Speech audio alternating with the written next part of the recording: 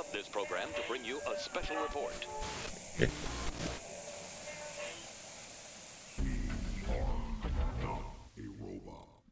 Hello, everybody. Welcome to episode 104 of Not a Robot Podcast's DC Comics Review Show. As always, I have my amazing co-host here with me, Rob. Baba Booey, Batman's penis, Baba Booey. Boy, you're just a real jokester, aren't you? And live from The Dreaming, Josh. Hey. I don't have the energy for anything else. I set you up and everything. I said live from The Dreaming because you're like about to be asleep. I am about to be asleep. I am so sorry. If you hear me yawn or just kind of drift off, then no. Call me Morpheus. Yeah, Josh is very tired, and we're going to do our best to try and keep this going so he doesn't conk out in the middle of the show. But anyway, today on the show we will be covering the latest books from DC, and we hope you enjoy it. Make sure you stick around until the end of this episode to hear our top 3 books of the week, our biggest stinker, and to find out which titles might just make the dump list. But if you would like to support us further, please visit buymeacoffee.com/NER podcast for either a one-time donation or subscription for access to our Discord, as well as other exclusive content available on the network. But with that out of the way, let's get into some news. Guys, what's new? I'll let you guys go first. Well, I know you and I have talked about it, and I hope Josh is getting to it soon if he hasn't, but Do a Powerbomb fucking rocks. Yes. Oh, man. I think yeah. it's this week as she 2 officially comes out, and my yes, yeah. God. Oh. Have you had a chance to check that out yet, Josh? Oh, man. No, man, I have not. And, yeah. It is high on my priority list, though. Yeah. Well, I will say this. Yeah, I will say this. Oh yeah. No, I won't spoil anything, but I'll just say what I told Rob, which is that if you've read the first issue, for anyone out there who's read Do a Powerbomb, which is Dan Warren Johnson, it's phenomenal. But for anyone who's at least read the first issue, the second issue has, I'll say, a revelation that is very surprising. Like I did one of those rare things where I didn't skip ahead to the end. I shouldn't do that, but sometimes I do. And I didn't do it this time. I do not. And it was a genuine surprise, and I was like, oh my god, holy shit. Yeah. But I won't say any more. But yes, my jaw literally fell open. Yeah. No, I was like, whoa. Yeah. So I can't wait for the third issue. I know. I get what you're. I think where you're going is like it's the kind of reveal where you go back and reread the first issue to see if you missed something, which I totally did. Yes, no, I did that too. The second issue. Yeah, like immediately after, I was like, wait a minute, were there any clues? And sure enough, there were some. If you paid attention. Somewhat, yeah. Yes. But it's very, very, very, very vague. Like. Oh yeah. You read it and you take it a certain way, especially if you know how pro wrestling works. Yeah. And then you read it a second time, you're like, oh shit, okay. Yeah. See, I feel kind of weird because, like, I don't know that much about pro wrestling. So for me, this is like very foreign, but it's still very fun. Well, it's funny you mentioned the word foreign because it is. There's very much 2 schools of wrestling. There's American wrestling, and in the world of professional wrestling, there's American wrestling, and then there's New Japan Pro Wrestling, which is an entirely different landscape.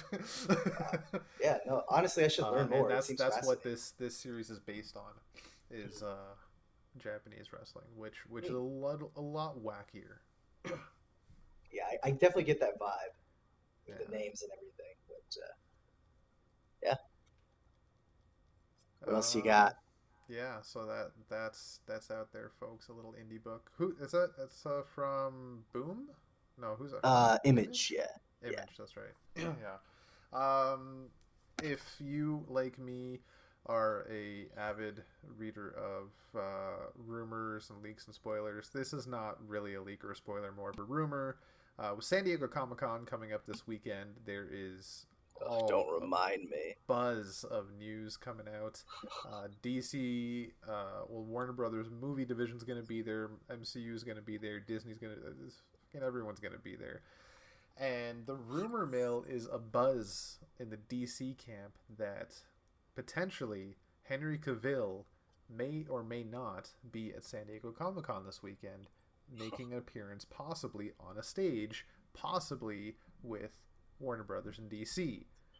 Now, that has been the talk of the town this week, but today I also read the editor of, I don't remember what newspaper, like online magazine it is, that The Witcher, I think it was, starts filming on Friday. So the chances of him being at SDCC are very fucking slim unless somehow his schedule is clear to actually make it there. So yeah, no, he'll parachute in like he did in Mission Impossible. That'd be a sight. Everything. Yeah, yeah. Yeah, that would be amazing. Yeah, that would be amazing. It's going to be an exciting weekend. Yeah. If all the shit I'm hearing about the MCU is true, there's going to be so much goodness coming. But yeah, and I hopefully some comic book news too. Because honestly, these Comic Cons, despite the name, don't often have a lot of comic reveals anymore. Not as of late. They have a couple ones, and there are so many panels that I wish I could be at.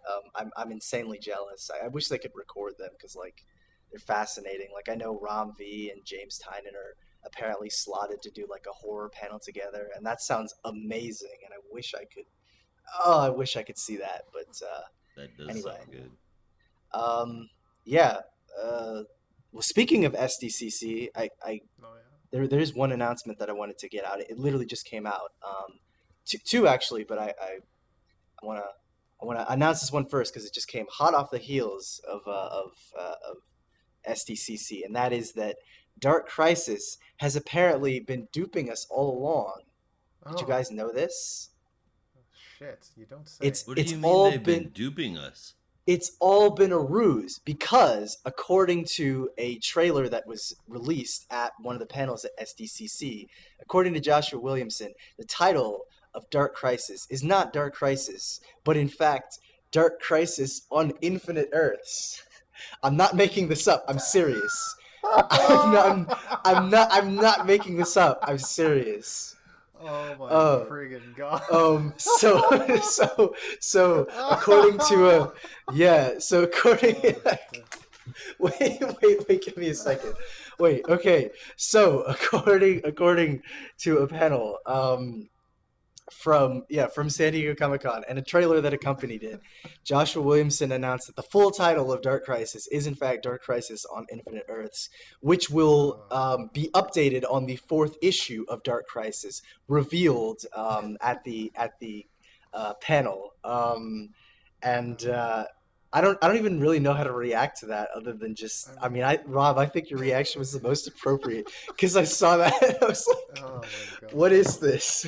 It makes me a little sad. Come on. I just like it was billed this whole time as a sequel to COIE. So why? That's not much of a surprise. Well, according to cheesy than anything. I know. According to a quote from Williamson himself, he said, verbatim, we've kept the real name a secret from the start because we didn't want to give away what was happening in the middle of the story with the return of the Infinite Earths. So now you know. Now you know that the Dark Crisis was all a ruse. It was not just a Dark Crisis. It was, in fact, a Dark Crisis on Infinite Earths. There's no way we would have been able to tell that with the numerous Earths that this has taken place on already. I know, right? I'm glad that they told us because I never would have been able to guess. I mean, never in a million years could I have thought that. Yeah, it's not like we had a major fucking hint at the end of Infinite Frontier number 6. Nah. I was 100% convinced that this was Crisis on a whole bunch of Earths. Yeah. But now that I know that this is Infinite Earths, it's like mind blown. Yeah, I know. Everything makes sense now. I thought it was Dark Crisis because it's the Great Darkness, right? So, yeah, that makes sense. But no, it's all been a ruse. Anyway, yeah, that's a thing. Damn you, Williamson! You got us. You tricked us. Yes. I know. We were duped. Yeah. But they also announced a couple of the tie-ins that had been shown on the schedule, but now we're getting a little more clarity as to what the content will be. So Dark Crisis: The Deadly Green, which is presumably the Swamp Thing tie-in, or appears to be at least, will be written by Josh Williamson, Dan Waters, Ram V, and Alex Packnadel. So the White Noise crew plus Joshua Williamson, and illustrated by Daniel Bayliss, who I've never heard of. Sorry. And Dark Crisis, The Dark Army #1 will be written by Dennis Culver, Delilah S. Dawson, and Mark Waid. And apparently this is going to be the tie-in that deals with the new-ish Justice League that we saw in that cover and also in the first issue, as it follows Damian Wayne, Red Canary, the ever-important Dr. Light, as they team up with a quote-unquote ragtag group of heroes and attempt to wrestle control of the Dark Army from Pariah. And then Dark Crisis Warzone will feature stories from Jeremy Adams, Stephanie Williams, and a few other creative teams that are yet to be announced. And all the covers for those have been released over on Newsarama if you want to check it out. Well, actually, maybe I'll save that for next time. But they released the image for Dark Crisis #5, which, yes, yeah, the cover for Dark Crisis #5, which, I'm checking it out. I don't know how to put this other than surprise. That sounds like it's got a question mark at the end. Yeah. Well, I say surprise in, is it really a surprise? Because we were kind of expecting it from like day one. Oh, yeah. No. If you see the image, you kind of know what I'm talking about. Oh, wait. And see, that right there, that shit right there is why there aren't comic reveals at Comic-Cons anymore, because they're doing all the shit themselves with solicits. I mean, it's certainly interesting. I see where you're getting at. Yeah. I mean, again, it could just be like a tease, like, hey, maybe it's one of those covers that has nothing to do with the actual contents of the issue. But if this issue, or if the cover is doing what I expect it to do, or the issue is doing what I expect it to do, and this cover is any indication, then this really isn't much of a surprise. But anyway, that's that. Who's that last person? Which one? Oh, go away. But if that is that, oh no, who is that then? Oh, is that Jean? You know we can't see who you're looking at, right? I know. I'm kind of like. Are you talking about the guy like in the gray suit? So there's the guy underneath Aquaman, and then the guy above Green Arrow. Yeah. I thought that was Martian Manhunter, but I wasn't sure. Above Arrow? Yeah, I think that's Martian Manhunter. I think you're right, and then that must be Batman underneath Aquaman. Yeah. Okay. Just in a very strange armor, I guess. Yeah. Looks good, but you know, like it looks cool, but I don't know. I don't. Yeah. I'm on the comicbook.com version, and I'm seeing some of the variant covers, and there's 2 variant covers which look amazing. Yeah. No, I see some of those too. Harbinger and Pariah. Yes. Harbinger looks amazing. Holy crap. Yeah, I don't know who this artist is, but it looks really good. Yeah. But anyway, so that's Dark Crisis updates, or excuse me, let me correct myself. Dark Crisis on Infinite Earths updates from SDCC. Got it, because hey, that's the title now. Like I have to be respectful, right? So it's no longer the Dark Crisis; it is the Dark Crisis on Infinite Earths. So yeah, that's that. The second one that I had was another kind of surprise reveal, and I'm not really sure how to feel about this one, but I think it could be interesting. It's the announcement of what I assume is going to be a new Black Label book, but this may be in continuity, and that is Gotham City Year One, which apparently is going to focus on the early days of Gotham City, though this isn't like, the 19th century or, the Jonah Hex days. This is like the early 1940s, so you're thinking the time before Batman, a very like... when all the mob families kind of... that sort of thing. but the central character in this book is, to no surprise, Slam Bradley, which I definitely think should be cool. And that was one of the things that I was going to mention, but I didn't want to give it away, which is, if you've ever read, Ed Brubaker's character, you're probably familiar with Slam Bradley. But this is focusing on the early days of Slam Bradley, like back when he was a character in the 40s. And this will be written by, to no one's surprise, I'm sure, Tom King, with art from Phil Hester, inks from Eric Gapster, and colors from Jordi Belair. So yeah, I don't know. I think it could be interesting. I mean, is it really necessary? No. And do we need another book set in Gotham? Probably not. I appreciate that. I thought we had an agreement not to let Tom King back into Gotham. Yeah, well, I mean, he usually does really well with he usually does really well with like noir stuff. So, I feel like this is definitely in his wheelhouse. But I don't know. I'm kind of wondering, like, is this really something you need? Maybe not. Maybe maybe I don't really need to worry about that. Maybe it'll just be great, and like, who cares if it's necessary or not? But how's Human Target going right now? Because I'm still waiting for like the whole thing to finish to read it. The first 6 issues were great. They kind of took a break just because they wanted to give Smallwood the chance to just catch up. But the first 6 issues were great, aside from some character inconsistencies here or there. But that's kind of par for the course. Because I could see it being maybe along that same grain of wood. Yeah. That's what I expect. Almost. Yeah. No, that and what am I forgetting?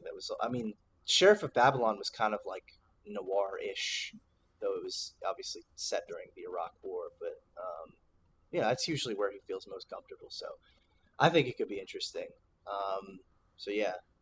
And then the last piece of news I have, which is kind of sad, and it really kind of put me in a mood for a while, and that was the unfortunate news that Alan Grant, legendary Scottish writer of both 2000 AD, but in particular in the West, or not the West, but in America, in the States, I should say, known for his work on Detective Comics and Batman alongside Norm Breyfogle, unfortunately passed away yesterday at the age of 73.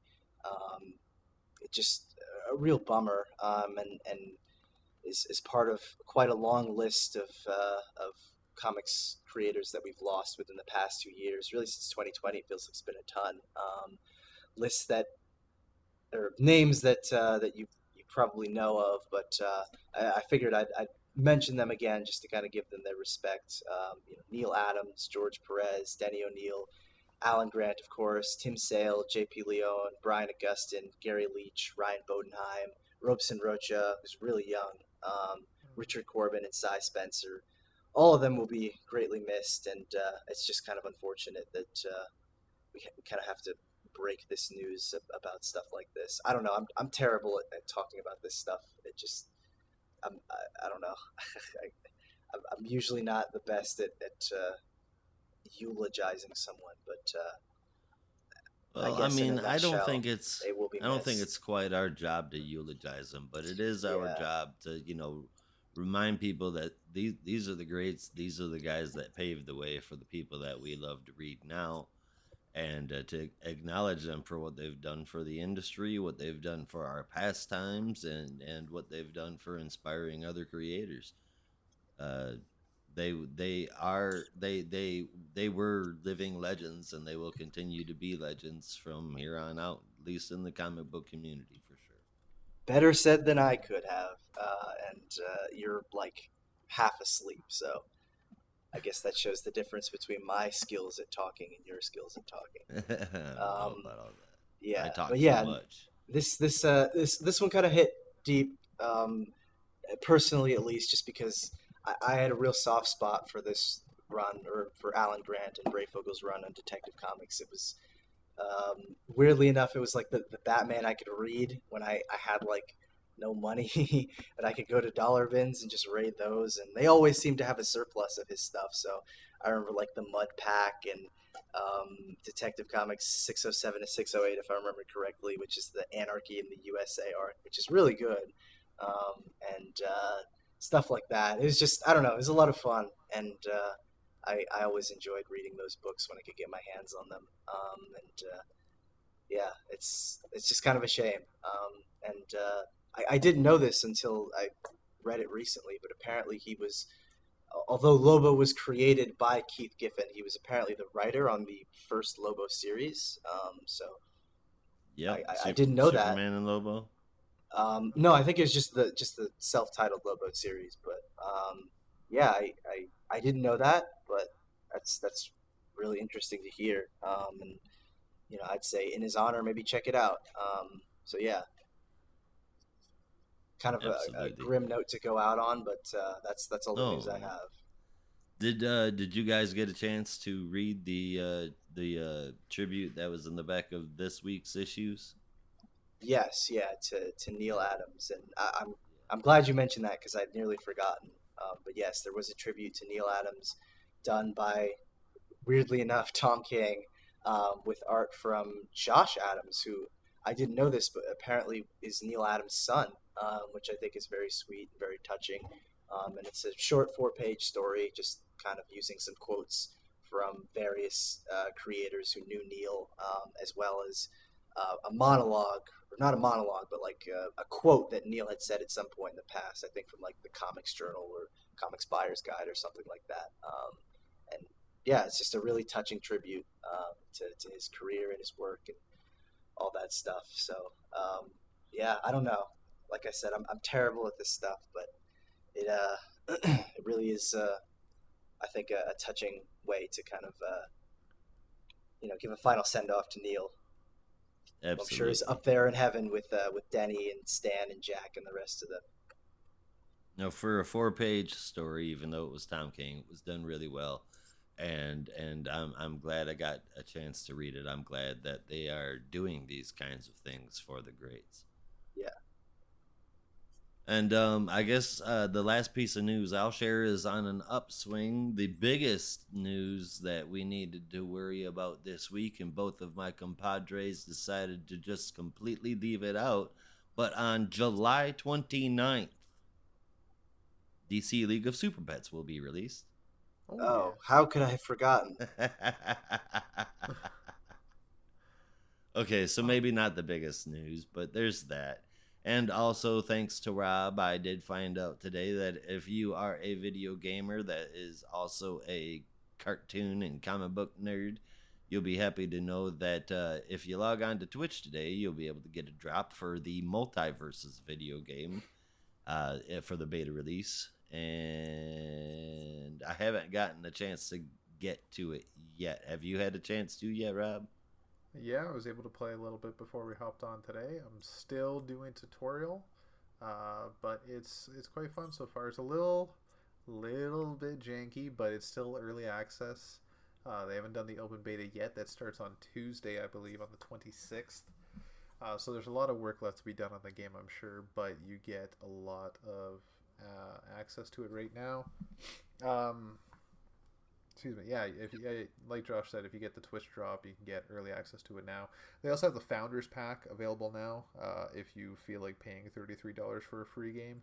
But you get a whole bunch of other stuff with it. I don't know how much because my Xbox doesn't friggin' tell me what comes with it. But I imagine some of the in-game credits that you can use to unlock characters a little bit faster. I don't know if there's like in Smash Bros. Where there's like a story mode and you can unlock them that way, or if you have to buy them. There's only one way to find out. That's to get the game and play it. Yeah. Now keep in mind Tuesday it is available for everyone as an open beta, but also keep in mind technically the game is not finished. It is still working through some bugs, so it is going to be a little bit janky. I find the jump is a little loose. But that's just me. I've also been playing a lot of Smash Bros. Recently, so I've been playing the gold standard when it comes to party fighting games. That's not. I have one more thing. It's not really news. It's just something I didn't know about. I don't know when it was supposed to be made, but apparently, once upon a time, Gerard Way of My Chemical Romance and creator of the Umbrella Academy created a Batman story that was approved by DC but never actually got made because the schedule got too busy. Oh. And some artwork is out some preview artwork. It actually looks really friggin' good. Oh yeah, you got to send that to me. I've never heard of that. Yeah, definitely. It's very much in the Umbrella Academy style. Do you know who the artist was? No, it doesn't say the artist, but I don't even remember the name of the artist for Umbrella Academy, but I think it's the same artist because it looks. I know like it's the same. Spawn Moon, but Rob, will you post that up in Discord, please? Yep. Just trying to get the link. There we go. And then also, if I'm not mistaken, there was one piece of news, unless I'm so tired you've already said it and I've forgotten. But I believe before the podcast, you had mentioned some rumor news about the Blue Beetle movie. Oh, you're talking about me? Yeah, I'm talking about you. Oh, I mean, if you want to bring that up, sure. It's not. It's nothing amazing.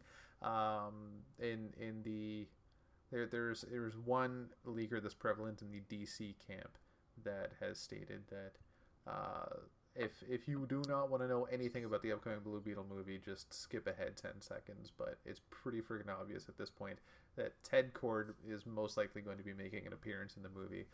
We have no actual official news on casting, but according to the supposed leaker, his words, DC Twitter will be upset.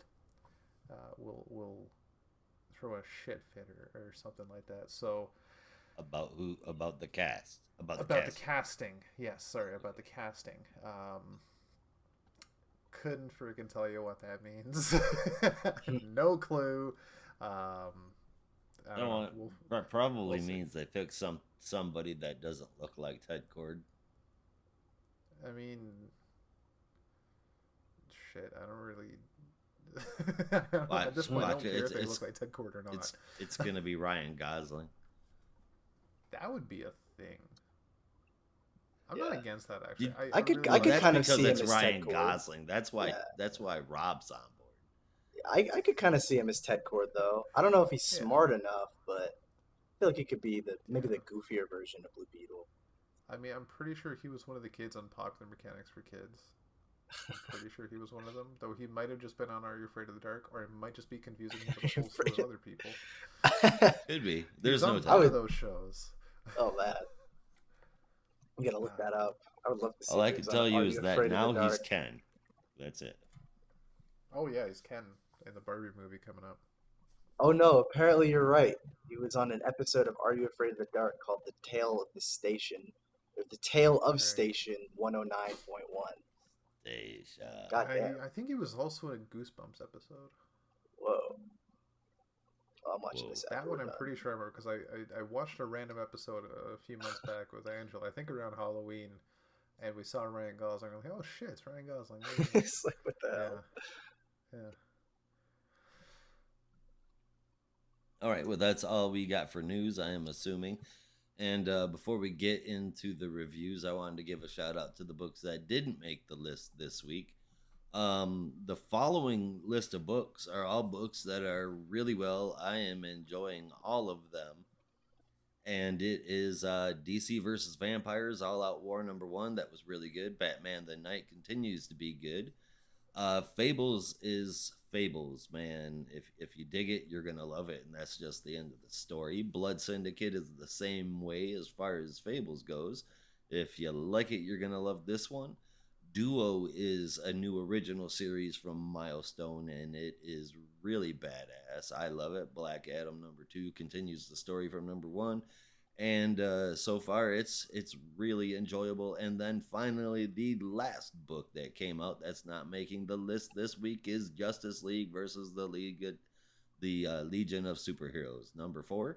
After a long break, Bendis brings it back, and it is totally not worth it. Do not buy this book. Do not support this kind of an effort. It is horrible, and this kind of behavior should not be rewarded. I mean, the art's nice. The end of the honorable mentions. The art, but yeah. The art's nice, but come on. Is that really an honorable mention, though? No, that just it's feels not like an a honorable mention. Yeah, it shouldn't even be there. I felt like it was my honor to mention how bad it was. That doesn't seem like an honor. That seems like an ordeal. I just wanted to shit talk the Bendis book. Okay, I had to say Naomi was nice. That seems like an Atlas level ordeal. Like, oh, I have to bear the brunt of this, not something I'm proud to do. Shit talk Justice League versus Lash. I'm all over it. But that is it for honorable mentions, ladies and germs. Great. Well, then, if we have nothing more to add there, we will move on to our spotlight books for this week, which I guess is just one. Aquaman, Flash, Voidsong. So I'm going to pass that over to Rob. Yes, sir. Thank you, sir. So, yeah, this is Aquaman, Flash, Voidsong number 2, as written by Colin Kelly and Jackson Lanzing, with art by Vasco Georgiev, with colors from Rain Burrito, letters from Troy Pateri, and a wonderful cover from Mike Perkins and Rain Burrito. So Barry and Arthur are working together, though not at first, as Barry keeps running away to do things, on taking down one of the alien ships, the alien that they are not quite sure what it is yet. Barry eventually realizes it's attracted to the Speed Force and uses that same Speed Force to take out another ship that was headed for Atlantis. This, in turn, wakes up everyone residing in Atlantis, but why was it heading for Atlantis? That's what Barry wants to know. And in that, Arthur reveals that they made a space program using the Speed Force that attracted the Voidsong, I use that term loosely, aliens here. Barry decides they are no longer friends after the mission is done, since Arthur has put the entire world in danger and didn't even ask Barry for help. Not to put the entire world in danger, but just for the space Speed Force. Well, ship. Because he captured the Speed Force from Barry, he didn't ask permission. Yeah, he went behind his back and looked up files on the Justice League computer about Barry's power set, and he went Batman. You never go full Batman. Yeah. So the first note I have is, man, Arthur sucks, which honestly feels very, it feels very out of character for him, though. And that's one thing I'm not really liking about this issue. Also about Barry being so judgmental. Yeah, there was a big invasion of his privacy, but he's usually been very accepting and open and apologetic when it comes to his Justice League cohorts, even for something like that. So straight up saying, yeah, we're not friends anymore, even though Barry was the only one that thought they were friends before. Arthur, well, yeah, they've not exactly gotten along in Justice League history. I can't remember any time they've ever been buddy for sure. Yeah, I can't remember any time they really interact either. So I don't know. They just don't have a relationship at all. I mean, water and lightning don't tend to mix very well. Yeah, good point. Yeah. Either way, like the art's quite good. The story's interesting. I'm still enjoying this, but just the character portrayals for Barry and Arthur just feel a little bit off, like slightly off kilter. All in all, though, I gave this an 8 out of 10. Right on. I thought things got pretty heavy in this one, huh? Something like that. Yeah, I have to tell you, I'm actually into it. I think it's got a pretty great plot. I think the writing is good. Plus the whole Barry and Arthur thing, their non-relationship falling apart. I think that's pretty cool. The art is pretty top notch here. No complaints. Wow, you hate friendship, I guess. You're just like, one of the things that I love about this issue is the fact that their non-existent relationship is getting worse. It was really good. I like the whole premise of it. I like when they're not friends. Fuck friendship. Give me emotion of some kind. Yeah, fuck friendship. But yeah, so no complaints that stuck out when I read it. Yeah, I just I can't wait for next month. I gave this an 8.5 out of 10. I thought it was solid. I didn't really have a lot of thoughts. I'm kind of with Rob on this one. That I mean, again, I don't think that Arthur and Barry have really had a relationship prior to this. So seeing them kind of fight for just melodrama was kind of, I don't know. I didn't really care about it all that much. But I mean, the story is interesting enough that will keep me going, even if the relationships are not that great. So I'm expecting there's going to be like some kind of reconciliation between the two in the third issue, where they're like, "Oh, I didn't mean it. We really are friends," or something like that. But I don't really care. I'm just kind of here for the story and the art from Vasco Georgiev, who is still really great. And I'm supporting him because I want him to do more DC work. You deserve it. I'm going to keep saying that as if we're friends, but I don't know the guy. I just followed him on Instagram for a couple of years. Don't lie. You see him at the office every Monday. Oh, of course. Every Monday. I'm like, hey, Vasco, you doing work at DC this week? He's like, you know it, buddy. Got a new book coming out. You know it. Yeah. And we high five, and 80s music starts playing. And give each other finger guns with that knowing look. And best friends, and giant text appears. Pew pew. You're currently living in New York, though, right? Right now? Yeah. No, I'm in DC. Well, at least for the summer. Oh, I'll be back in New York. Yeah. Oh, okay. No, I wish. Say, if you're in New York, then totally when you see him in the office Monday morning, you're like, hey, how's it Hey, going? buddy. Yeah. How you doing? Yeah. I apologize to any New York I listeners. wish. I am not trying Assuming everybody from New York is generic, stereotypical Italian. No, it's fine. Considering how much we mock Canadians, it's kind of warranted. John Travolta. Yeah. It's only fair. we deserve a little shit now and then. Absolutely. Absolutely. But, all right, well, I guess, no more honorable mentions, or excuse me, no more spotlights, unless there were any more honorable mentions. Yeah. All of that shit.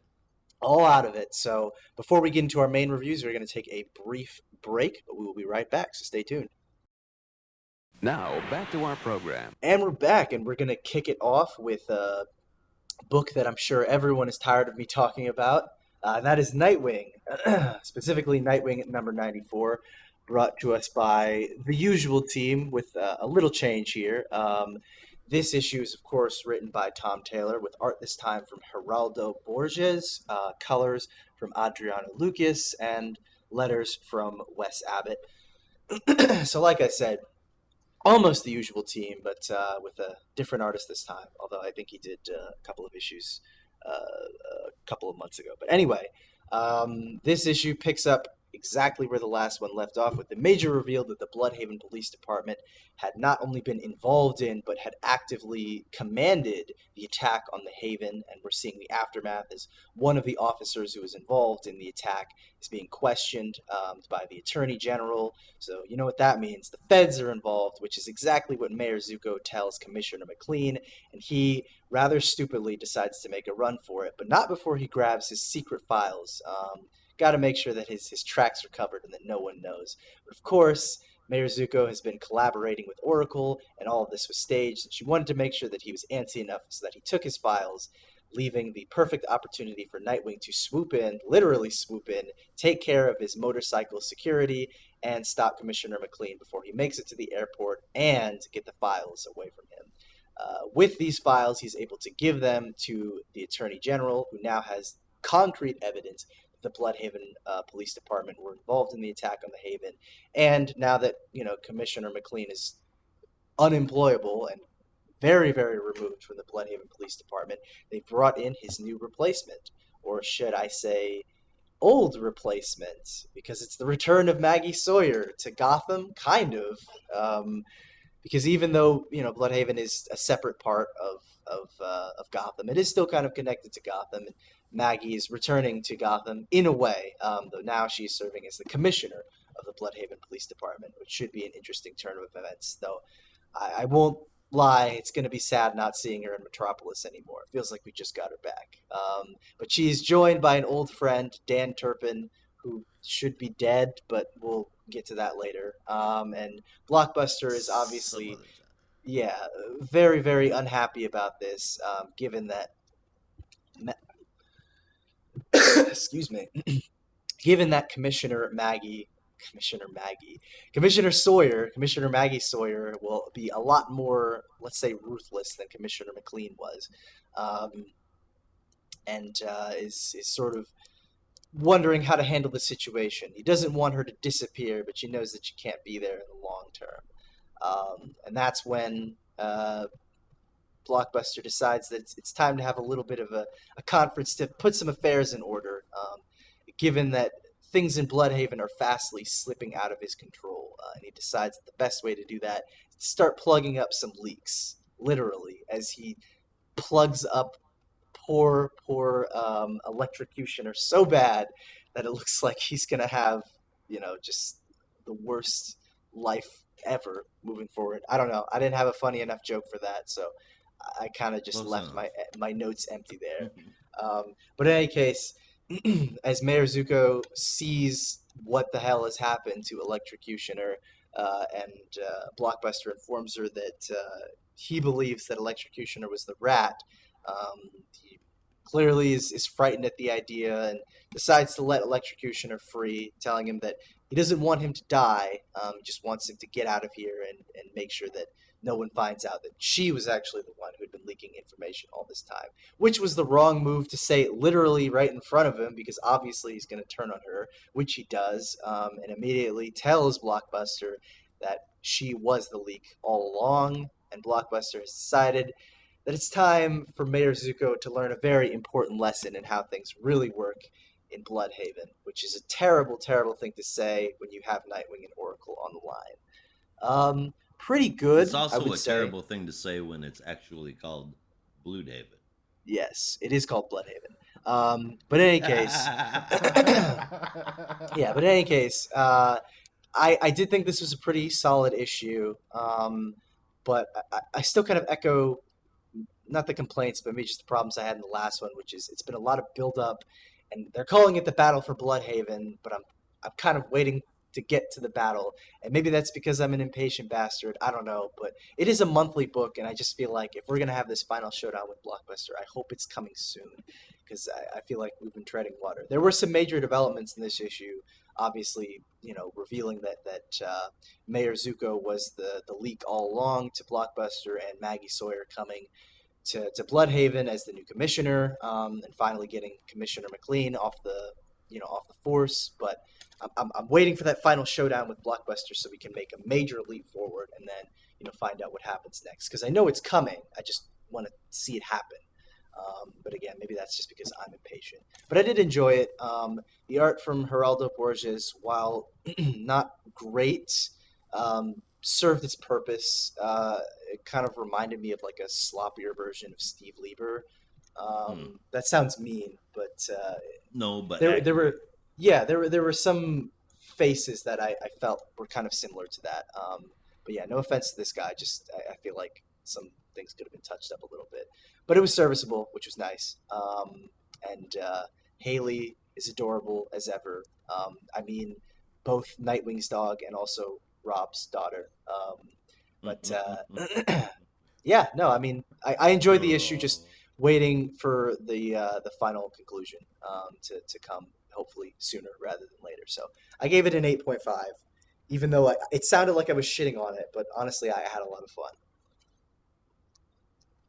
All right, well, Melinda went full double agent, and Blockbuster's getting a little defensive.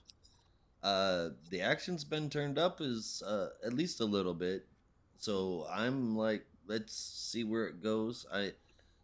The art is just great, as it always has been in this book. Every issue, it's going to be good. I enjoyed it. I do see what you're saying about a sloppier Lieber, though, for sure.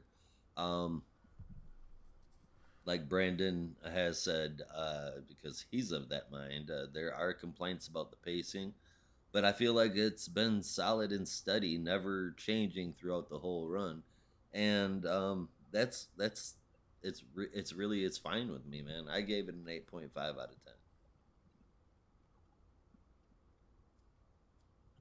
Yeah, I honestly didn't have much to say about this one. Oddly enough, it didn't feel short, but it almost feels like it flew by. And I'm starting to get the idea, like we've talked before about Tom Taylor and how the pacing feels off. But I've realized he may have story arcs, but they're not exactly story arcs. They may have like titles, specific like parts, but it's just one long friggin' story. There's no specific story arcs. Yeah, I can't think of his entire Nightwing run. I can't think of a single like contained story arc apart from maybe the first appearance of Heartless, but Yeah, everything the else Fear just seems State to run tie-in, together. maybe. If But even that was like what, 1-2 issues, Or 3, but yeah. 3, yeah.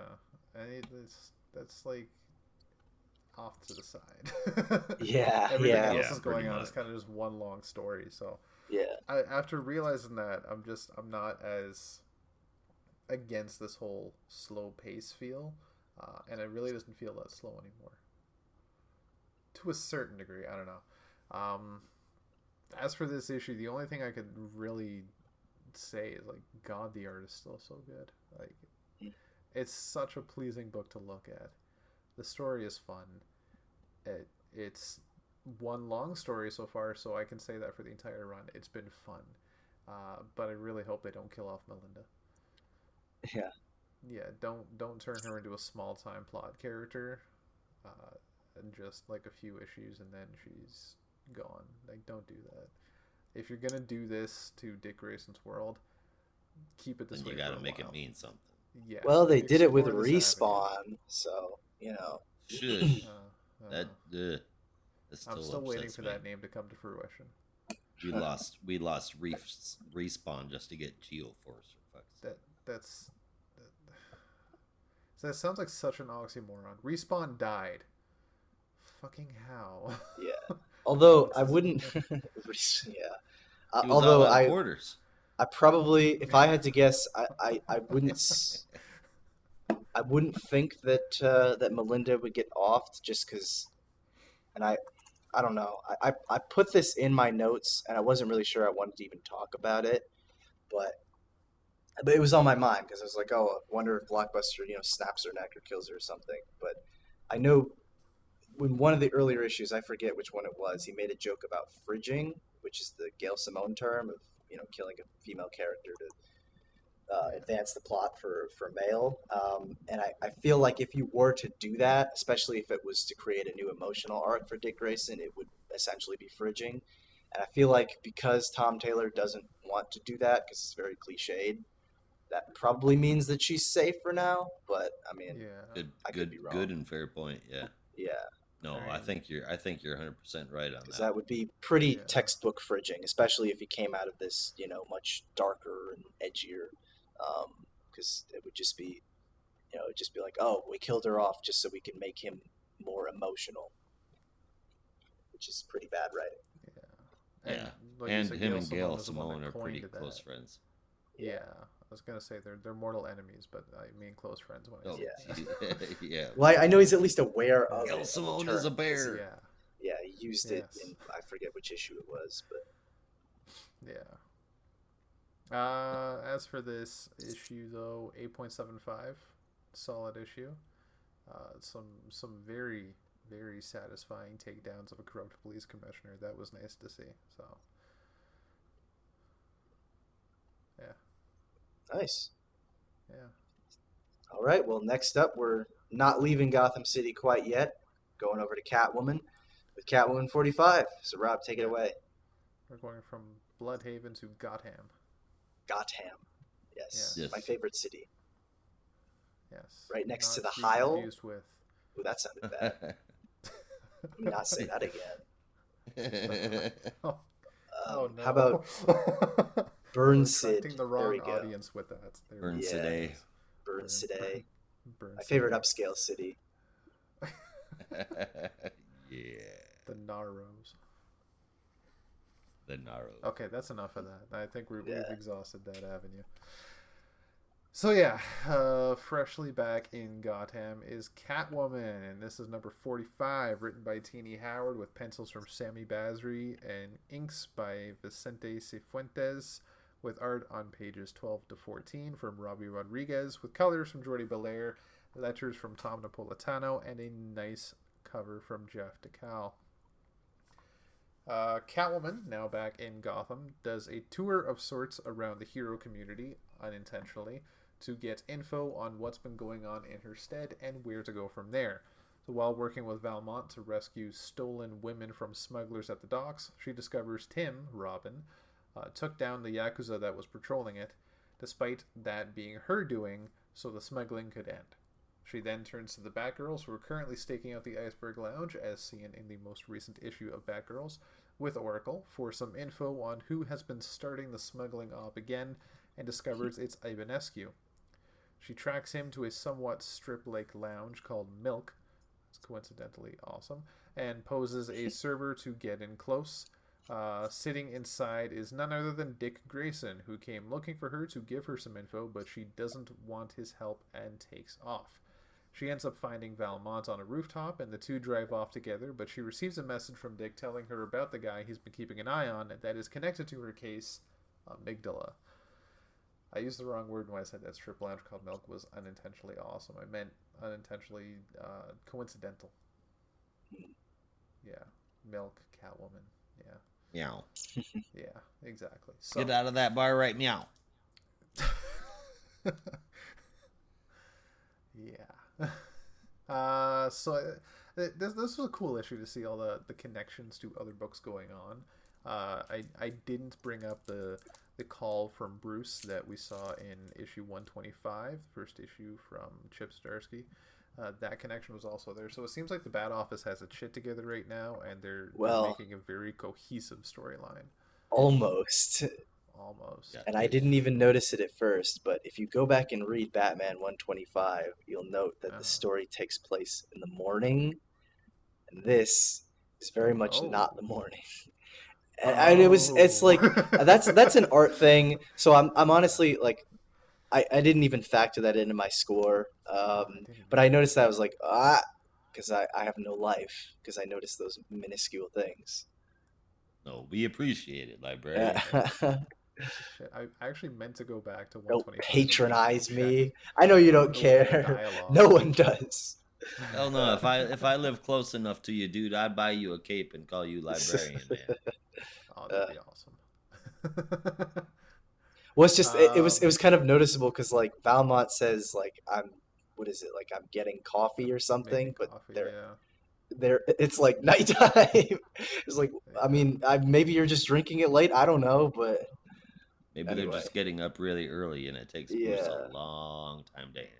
Maybe. Yeah, because it was like right after that she got dressed and then went to go find the Batgirls. And at that point in Batgirls, it was like midnight because the Iceberg Lounge was still open. Yeah. Yeah. Also, the art from the panels doesn't match, but again, I think that's just an art thing. Like there just wasn't enough communication, but it's fine. Yeah. I get it. Yeah. The content is roughly the same. It up. At the end of Batgirls, wasn't it like sunrise when they were like coming out of the caves? It was. Yeah, and then Dick. Oh, maybe not.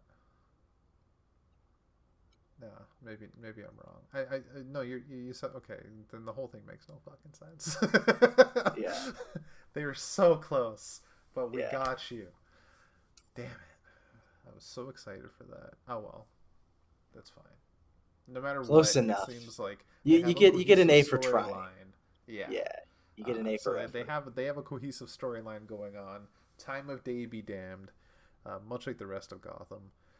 Besides all that, I thought the art was great, and the story is quite the plot that really keeps you hooked.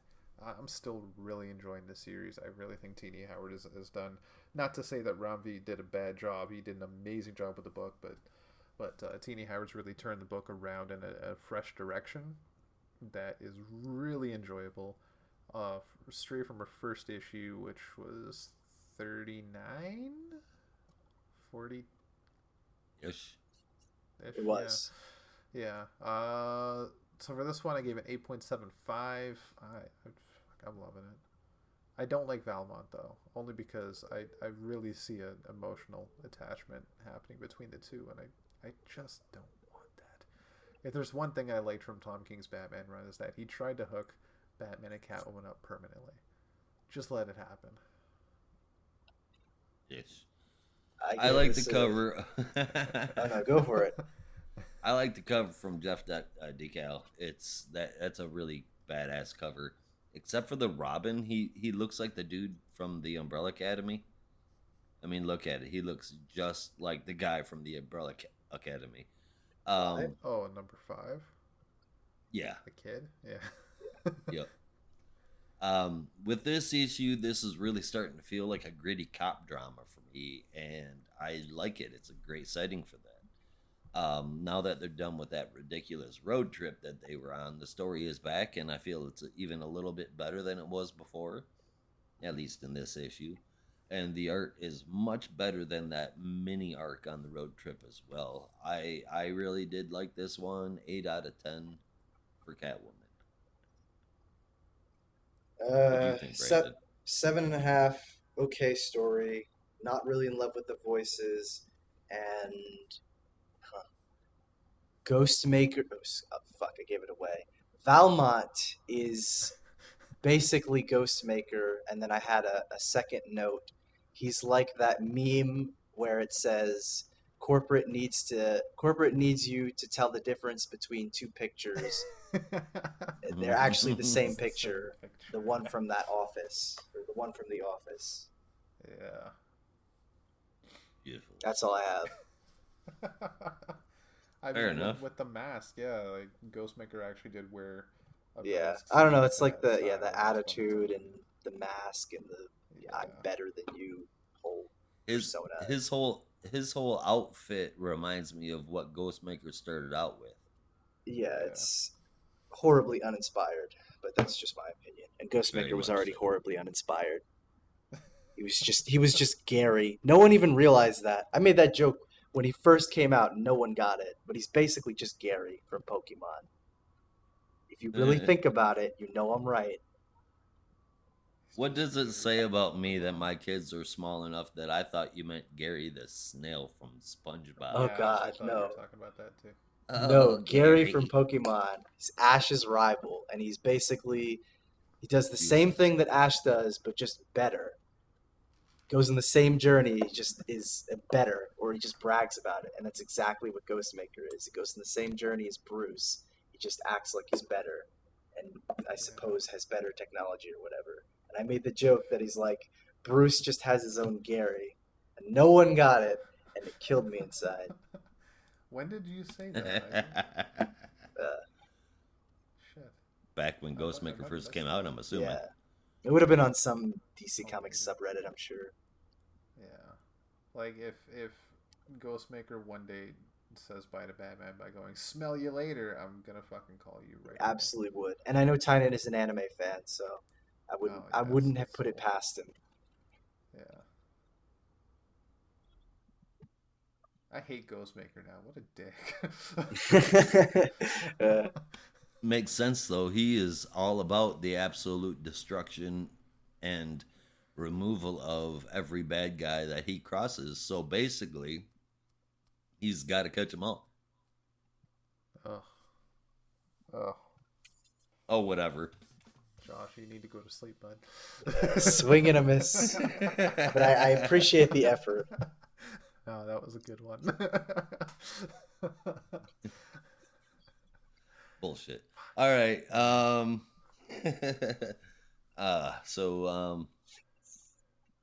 Yeah. Valmont. Let's get rid of him in a flash. Yeah, in a flash. Just like our next issue. The Flash, number 784. Gonna speed it over to you, Josh. Flash number 784. Written by Jeremy Adams with art from Amon K. Nwalpin and Jeremy Cox, Rob Lee on letters, and the cover is from Torrin Clark. This is The Search for Barry Allen, Part 2, A Dark Crisis Tie-In, Volume 27, the remastered, despecialized edition. On Infinite Earths tie-in. Oh, shit, you're right. Dark Crisis on Infinite Earths tie-in, Volume 27, remastered, despecialized edition. Yes. No. Dark Crisis on Infinite Earths, Harmy's despecialized. Yes. Yeah, there we go. Excellent. Or maybe it's Williamson's despecialized version. Oh, jeez. And Knuckles. Right. We always have these books that have different things going on in different places, and most of the time we have to flip back and forth repeatedly to find out what's going on, and it's kind of hard to get into that swing of things. This book did not do that. You got every story all together in one spot. That is a beautiful thing. I wish everybody did that. So there are 3 timelines here that are being investigated. The desert timeline with Jesse Quick and Max Mercury, the Gotham-like timeline with Jay and Irie, and the old-time print timeline with Wally and Wallace. In the desert Mad Max timeline, Barry with a beard, that is what he's getting called. It is that is a last name, with a beard, just FYI. With beard is driving like a bat out of hell in an admittedly pretty sweet ride. He's fleeing a Mad Max style gang going top speed. Apparently, these residents of the Thunderdome are trying to end the world, and Barry with a beard is the only one that can stop them. Jesse and Max jump in to help Barry, but stop him short of blowing up a semi-truck with a rocket launcher. After that, they quickly find out that this is not the Barry they are looking for. Whatever. That's when Barry with a beard's big bad Terramungus shows up on the scene, and it's time for them to run again. That was fucking funny, guys, and you just, whatever. Where's your Gary? In the city timeline, that dark figure was behind Jay and Irie, and it is none other than the perfect mix of the Batman and the Flash, Night Flash. As they fiddle with the... that sounds so wrong. Night Flash. Night Flash Night sounds Flash. like a comic I don't want to read. Yeah. Yes, it does. Pretty cool looking guy, though. Sounds As like, they like fiddle... a gross 90s Vertigo book. Night God, it does, Flash. doesn't it? Written by Peter Milligan. it's- Art by Duncan Fegredo. Shadowhawk's ultimate enemy. So as they fiddle with the bracelet to get back to their timeline, he, Night Flash, wants to know who they are, so it is time to run. He's hard to get away from, but Jay manages to sneak a punch in. They hide as Night Flash keeps looking for them. That's when they realize that they've lost the bracelet. Uh-oh. And finally, in the comic world, Wally and Wallace are watching the timelines, Wally and Barry, and they notice that this one isn't as young as he should be given how old Wally is.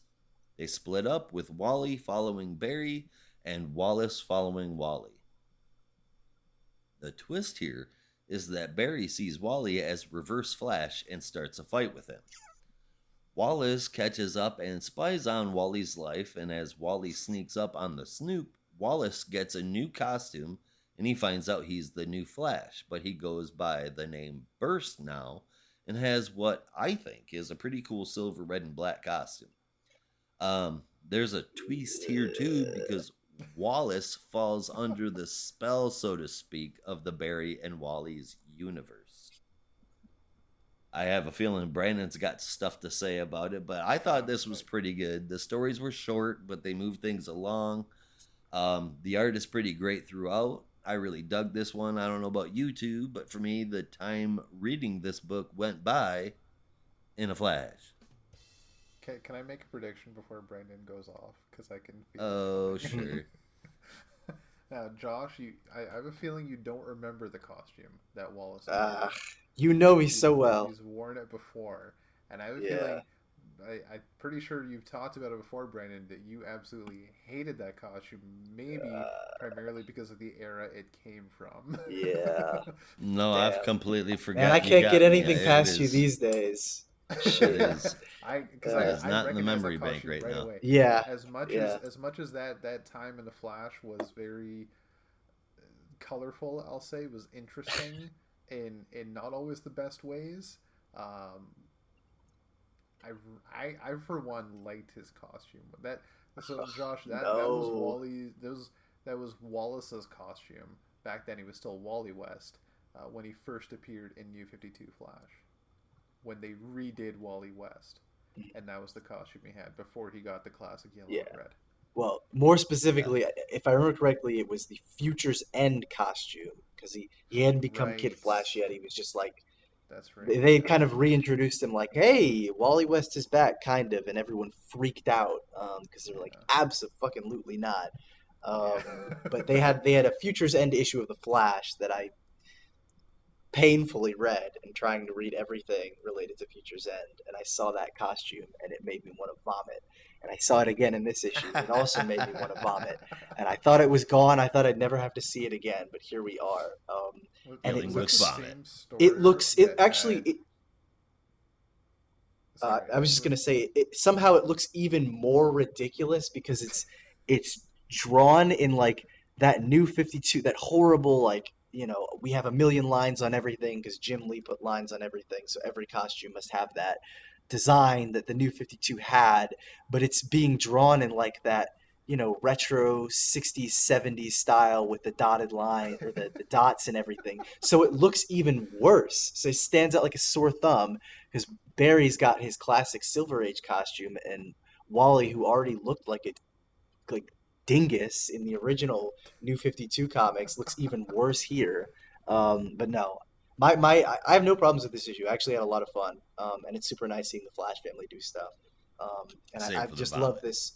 Yeah, I love the setting of the, you know, Flash Earth that is like just a throwback to the old 60s, 70s issues of the Flash. All that stuff's super fun. It's just really my only complaint was I hate that costume so much, and I think Burst is a terrible fucking name. I wish it could burn. I would put it in a... could burn? Yes, I wish the costume would burn. That costume would burn with Tim Drake's New 52 costume with the showgirl wings. It would burn with the horrible Psycho Pirate costume from the New 52. Really just a lot of those terrible designs. I have a whole... Lobo and then Tim Drake's the new Lobo. Oh, Drake. God, yeah. Kill him and then throw him in the pyre, even though you can't kill Azarnian, but we'll figure out a way. Kill him and put him in the pyre and just burn it all and pretend it never happened. But yeah, other than that, I had a lot of fun. Great cover, by the way. Absolutely loved it. That artist, Torrin Clark, I don't know if you guys follow him on Instagram, but he does a lot of process stuff, and it's really great. Like, he'll show the process of how he sketches stuff, and it's super cool. But no, I mean, aside from the horrible costume, I gave this one an 8.25. I had a lot of fun. I don't hate... oh my god, I can't collect... I can't collect my thoughts. I don't hate the costume. I didn't hate the costume back then either, necessarily. But I was also in that camp that you described of it's Wally West. You don't fuck with Wally West. The guy's got history. He's been the Flash at that point for like 20 years. Oh, probably close to 25 years. And he was a fan favorite character, and they killed him off and rebooted him as a teenager again. Basically as a brand new character. Down to the personality was completely different. So allegedly, this is what inspired Jeff Johns to do Rebirth, but I can't confirm that. I could see that, but if you want to reboot any character, sure, but there's certain characters you just can't touch, you know. And Wally West is one. Can't touch him. Yeah, can't touch him because he's too fast. He is literally the fastest man alive, not Barry. Because he's a fan favorite. Don't fuck with the fan favorites. Exactly. But I like this version of Wallace's costume better in this art style because it doesn't come with the famous J.J. Abrams lens flares that every fucking Flash costume had during that time. Yeah. I don't know why they were all so shiny, but they were.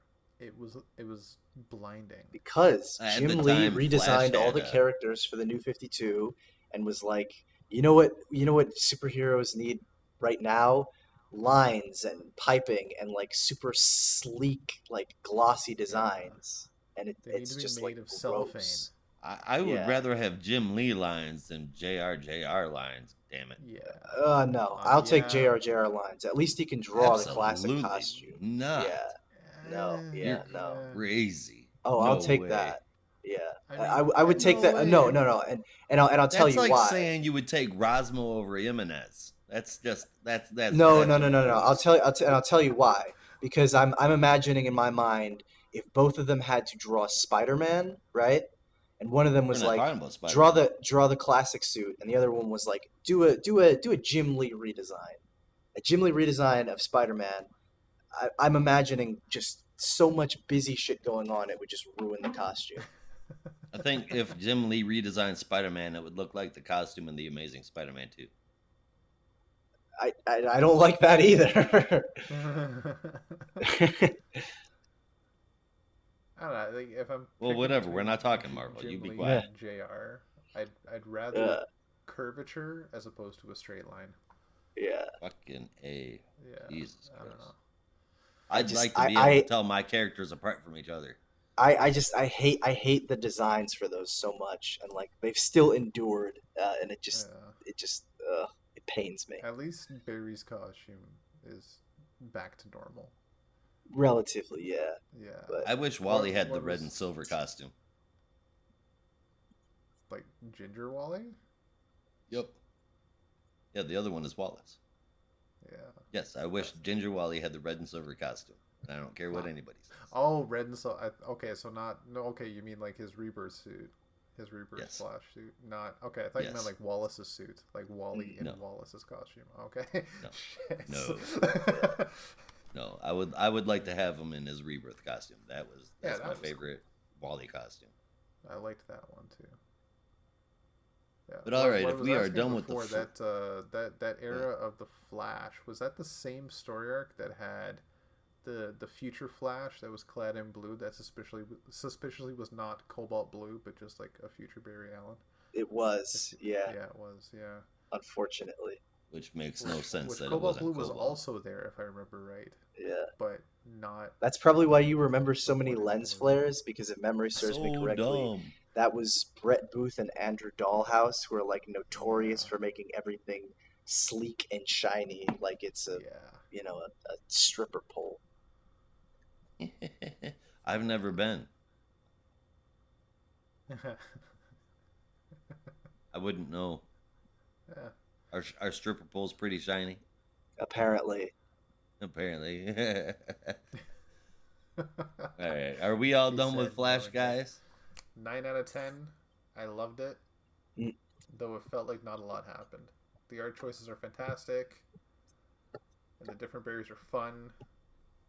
And I kind of dig Wallace's new code name. I'm alright with Ugh. that. Kid Flash is so last century. and you would prefer Burst in this terrible design? Is I it like any the better costume. than Jesse Burst is Quick stupid. or Ugh. Max Mercury? Like what? Max even is Mercury. that? If there's anybody that needs a drastic costume update, it's Max Mercury. No way, it's timeless. I don't understand. That's the problem. Them That's the wide problem ass right disco, there. This is them wide ass disco lapels. this is don't- exactly they are what not happened. timeless. Everyone came in 2011 and was like, you know what, these costumes they're so last century, ignoring the fact that they're meant to be timeless. That's why they Keep in work. mind, he's defending Max but- Mercury, but he also his favorite Nightwing costume is Disco Wing. It's not my favorite, but it was era appropriate, and I still think it's it was fitting for Nightwing's history and everything that Dick Grayson is personality wise. And I still think You it's a had to great pick one. A Nightwing costume. Whenever I see him in that costume, I hear Disco Duck in my head. Ugh. Well, You I guys don't know are what to too do old. about that, but yeah, that was the problem. Everyone was like, "Oh, these costumes, they're so lame." That's why people don't want to read them. So let's put a bunch of shitty new designs over them, and that'll get their attention. And obviously, it didn't work because within 5 years, all of them were reverting back to their old costumes. What a surprise! That was the plan anyway. It's almost like timeless costumes are timeless, and they just work that way. Does Hellboy Hellboy need need a disco crazy lapels. new design to continue? No, because it works. It's a design that works. But let's give him a bunch of crappy armor, and that'll get people to buy it more. Anyway, I don't want to go off on a Tell us how tangent. you really feel. Yeah, Like Batman's final costume for Scott Snyder's run. Easily Yeah. the best Batsuit. yeah, very sleek, very streamlined. Yeah. Doesn't have a Yeah, shit ton and- of piping in it. Exactly, and it was also paying homage to the classic with the subtle purple on the cape. Yes, yeah, Yeah, just works. yeah. We will never see All that suit right. again. And if you guys are not opposed, we will move from the world's fastest to the world's finest. Ooh. Sure. That's the transition. I like that. There you go. So yes, it is Batman Superman World's Finest, issue number 5, written by Mark Waid with art from Dan Mora, colors from Tamara Bonvillain, and letters from Aditya Bidikar. So Supergirl has revealed the news that someone has to be in the tomb with Nessa to seal him in, and immediately each person takes turns trying to make sure they are the one to go in before Supergirl lets slip that she lost Robin in the timeline. Before she can elaborate, Superman attacks, having been possessed by Nessa, and the fight begins, but Nessa reveals more possessions in Negative Man and Elastigirl. Robot Man heads straight for Nessa and throws a Hail Mary punch and finds out he can actually be hurt, but only by things that existed in his... wow, I actually got that wrong. He can only... Oh my god. He can be hurt, but only by things that did not exist in his time. I did not write that. He cannot be hurt by things that exist in his time, so he can be hurt by things that did not exist in his time, such as Robot Man and the metallic suit that he exists within. So the punch lets the possessed free, and Batman pulls out some electric knuckles to join the beatdown on Nessa. And Superman flies off to grab a Phantom Zone projector, in turn trapping him in the Phantom Zone forever. The heroes catch their breath for a moment to figure out how to next save Robin, but Nessa rips a portal out of the zone and back to physical life. Superman acts quickly, grabs the orb and Nessa, and flies straight into the tomb, trapping them both forever. They all grieve the loss of Superman before Batman notices the Phantom Zone projector is missing too. He urges Larry to hold the portal open before it closes, and Superman slowly makes his way out with the help of his friends. Clark and Kara then quickly bury the tomb under a mountain never to be found again, and the trio regroup to discuss how to save Robin as he is lost in time. Now, in an epilogue, Damian is on the island housing the tomb of the devil Nessa and discovers the door to the tomb. And as it turns out, this island that they were on fighting Nessa was the Lazarus Island all along. What a twist. So before we get into that... We saw that coming. I didn't see the Lazarus Island coming. I'm going to be honest with you. Well, I mean, we got that a while ago. I pointed it out that and I can't even remember what book it was, but like in one panel they made a connection that the demon was Neza. Right, yeah, on Lazarus Island. That's true. Yeah. I didn't even make that connection, yeah. Well, shit. But before we get into that, I just want to point out, I'm thinking Mark Waid has watched a lot of DBZ before writing this entire story. Because we had the Not Brave and the Bold. I'll get to that later. No, because he had the fusion with Superman and Batman last issue, and then you have this demonic presence that is practically immortal, literally just punching its way out of another dimension to get back to the main world, which is something Boo did. He literally screamed a portal in the hyperbolic time chamber to just get back to the real world and just jumped through. So that's... Maybe it's just me making that connection, but I'm thinking Mark Waid is secretly a Dragon Ball fan, and he's taking... Nobody yelled Kamehameha. Yet. Yet. Always a yet. If this ends with Mark Waid having Goku and Superman fight so people can just finally shut up about that debate, I'm okay God, with that. Shoot me. So everybody knows Superman's the strongest. Oh, for fuck's sake, no, it's Goku. Don't tell 12-year-olds on the internet, of which I was one. I will have this debate, but not today. Yeah, no, let's not do that. For me, no, I'm too tired. I think You win. the Lazarus Island reveal was pretty dope, despite the fact that it may have been telegraphed. So for fucking Batman vs. Robin, I think it's going to be good. It's nice to see some kind of explanation as to how Robin and Nessa reconnect like lost friends. The art, as always, for Mora is fantastic. You can, like, if any reason, read it for Dan Mora, but also it's Mark Bloody Waid. Read it for Mark Waid as well. Also fantastic writing. I'm hoping the series goes on for a long damn time. Long time. The colors from Tamara Bonvillain are so well picked. It's bright and brilliant. It's classic. It's fresh. It's everything. Aditya Bidikar, you rock too. It's such a great team on this book. I gave this a 9 out of 10.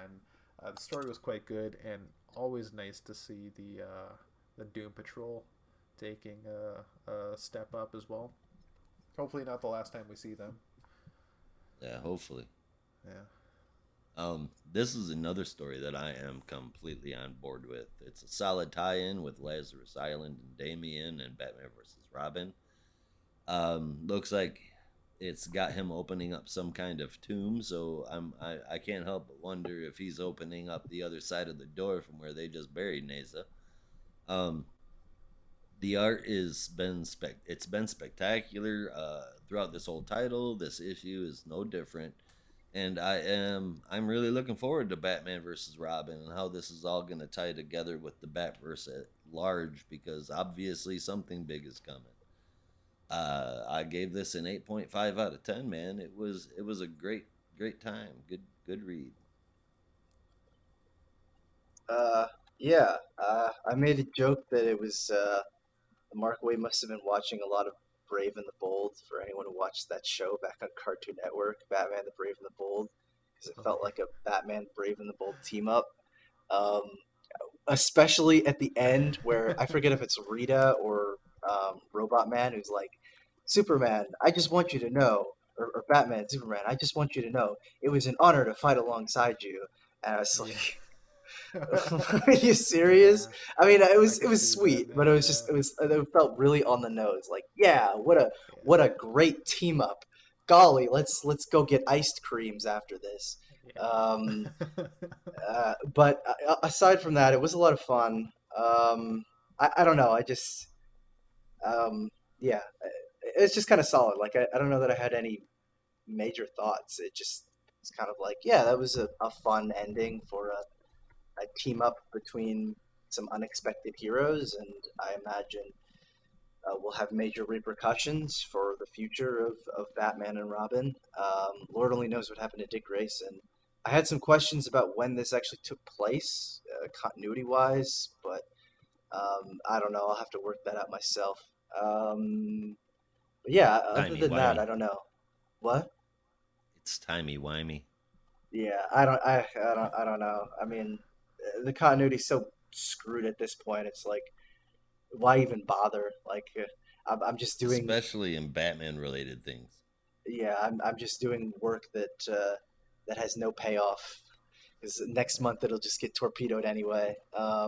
It's like I'm Sisyphus and I'm pushing the continuity boulder up the mountain every day, and then I feel it you, just man. comes crumbling down after me, and it's like, fuck! I just got it there. Can't you just give me a break just once? But anyway. Yeah, it's Throw me it's kind of fun. a wedge, fuck man, Please, anything. Come on, man, my back's about to give out. Like, I've been doing this for weeks, months, sucks. years. I fucking wore my shoes out 3 months ago. I know, and I'm just doing it barefoot, and it's all bloody. But yeah, I don't know. It's just kind of fun. Like, I don't know that I had any deep thoughts about it. It's nice to see Mark Waid do more stuff in the DC universe, and it feels very comfortable. I hope that he does a solid job on Batman versus Robin. I'm not really looking forward to it because I kind of know what the repercussions are going to be, and I can tell by the big push that they're making with Tim Drake as being the Robin, because no one can grow up ever, that Damian's probably going to walk away from it not being Robin, which I think is a terrible idea, but it is what it is. But I hope he has fun doing it, and I hope it's, at least an enjoyable ride, even if I think it'll be a kind of pointless venture. But yeah, I gave it an 8 out of 10. You shut your dirty mouth. It's gonna be lovely. Yeah, I think it's a great idea. That might make you hate it, Josh. I really hope I'm wrong. No, but you're gonna make me tired and mad. Possibly because of your Brave and the Bold thought, Brandon. Every time I read this series now, I'm just going to be hearing Diedrich Bader's voice for Batman. I basically was. I basically was, especially when Superman was trapped behind the tomb. Diedrich Bader's voice kicked into my head. Yeah, Superman. Although I recently rewatched Napoleon Dynamite, and all I could think about was Rex from the Rex Kwon Do Dojo, which made it even more entertaining. But that's I can only that's imagine. continue for another time. Yeah. God. The thought I just had though about Batman versus Robin. So Oh, here we go. God, I hope I'm wrong. There's been a lot of talk recently about Robin, like Damian in hell. It's not a storyline that's new. It's been around a few times. Batman 666, of course. So, like he grew up in hell and trained there and came back as a fully grown Batman with possibly demonic abilities. Who knows? But what if, seeing as the devil Nezha is potentially possessing Damian during this, what if that is the case? And to make the Super Sons kind of on equal footing, Mark Waid ages up Damian a few years by bringing him to hell for like 6 months. And as we all know, time moves differently in hell. If you ever watched Legends of Tomorrow and read Batman 666, then you know for sure that that's the case. What if Legends of Tomorrow is my hell? Oh my god. God, Jesus. The one thing that I'm thinking is gonna happen is, and I mean this is just loose, and I'm definitely not sold on this, but it's just one thing, and that's something's gonna happen, and Damian is gonna get possessed by Nezha, take up the moniker the Demon, and then somehow they're gonna overthrow Nezha, get rid of that, and he's gonna still be known as the Demon.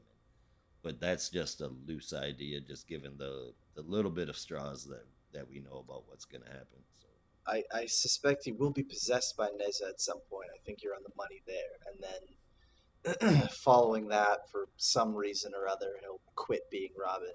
That's the prediction I have, just based on the fact that his Robin series is ending and Tim Drake's Robin series is starting up. Where he will be and what he will do, I don't know. It could be 666. It could be just takes on a new moniker. We'll see. is there going to be a new number one with Tim Drake's Robin, or are we continuing? Yeah, it's called Tim Drake Robin. Okay, so new number one. Gotcha. Let's call it Robin. What? Why's it got to be Tim Drake Robin? Because they have to specify, even though there aren't two Robin titles anymore, or there won't be. I mean, yeah, like even in the 90s, they still had to call his series Robin 3, right? Because he was the third Robin. Well, I think that was just Robin, but that. Actually, yeah. Weirdly enough, I guess it's not weirdly, it's intentional, but his Robin series ended right around the time Batman and Robin started, and then he shifted over to Red Robin with Chris Yost and that art team. But I didn't like that costume either. Not a fan of the Red Robin costume.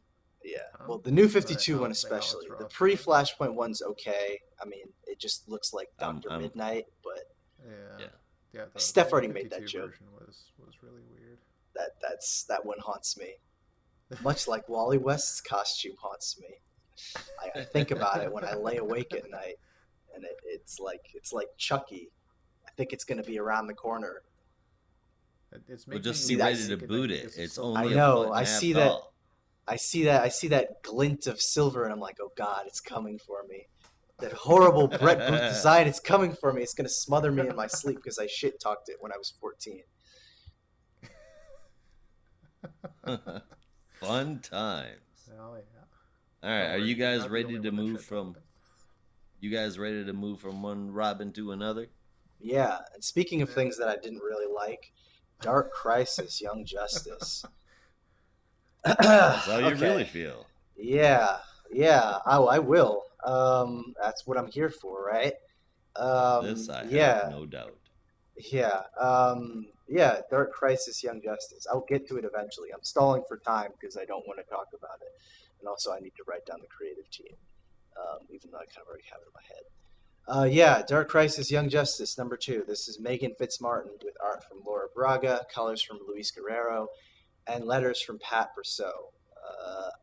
The title of this issue is A Tale of Two Cassies, but if you ask me, the title should be The Less Said, the Better, or at least that's what I thought. It should be, because the less said about this, the better. Where to start? Our young justice trio of Bart, Tim, and Connor are still in their fantasy world, having recently reunited with Cassie, and they take down the mighty endowed, and they're all feeling great about it, but the rest of them are kind of wondering just what the hell this world is. I mean, why is it like, it was when they were teenagers, when they were kids? It doesn't make sense. Cassie decides the best thing to do is get some answers. And where better to start than with the super cycle as they ride off to reconvene with some people, because they get an alert from Oracle that Tora is in Metropolis and she's causing trouble. And they make quick work of her, and Tim is like, yeah, we need to figure out what to do next. We need to make sure that we get some answers, because this world, it doesn't make sense. And I'm like, you're damn right it doesn't, but for reasons that you're not aware of. Continuity reasons. Ha ha ha ha ha. Anyway, yeah, we flash over to Cardi boarding school, which is a nice little Easter egg. Nick Cardi.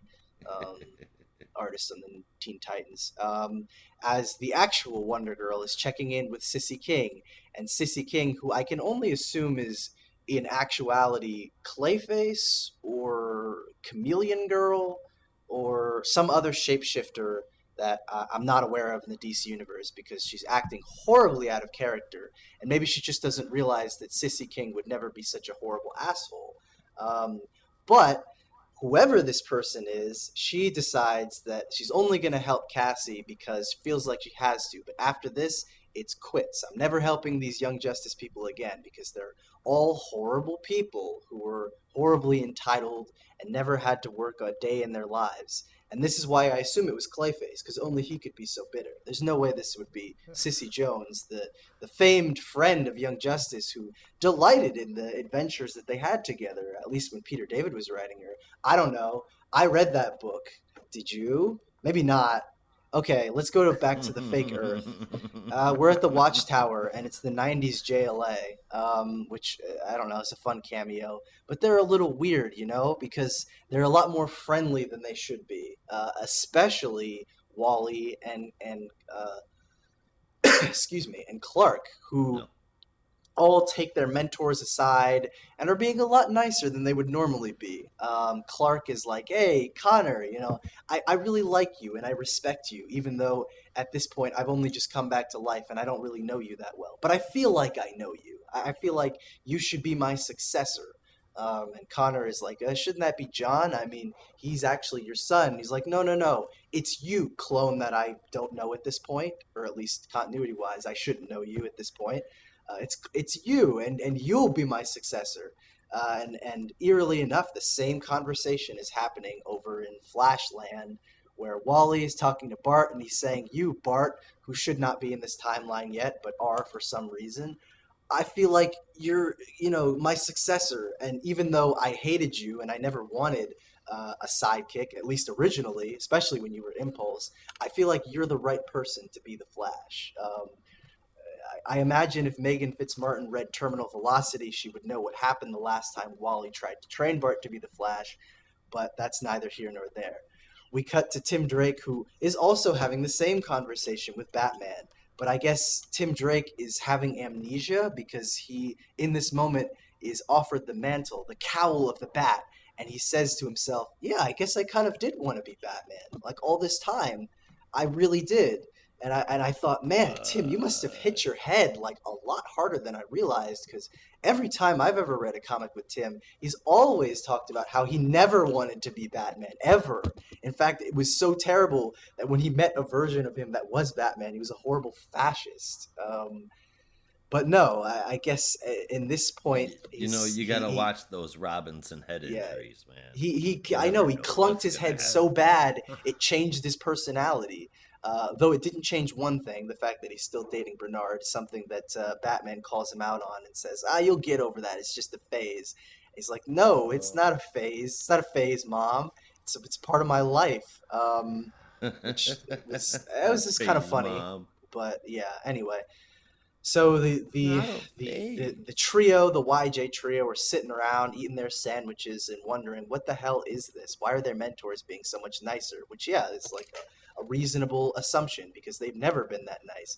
Especially Superman, who should have no knowledge of his clone at this time, having just come back from the dead. But Connor, rather stupidly and horribly out of character, says, "Well, maybe we don't need to go back. Maybe we just stay here and live in this weird fantasy world, and we can be the successors that we were always meant to be."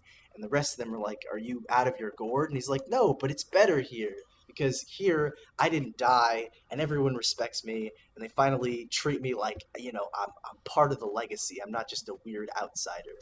Uh, sure, I guess.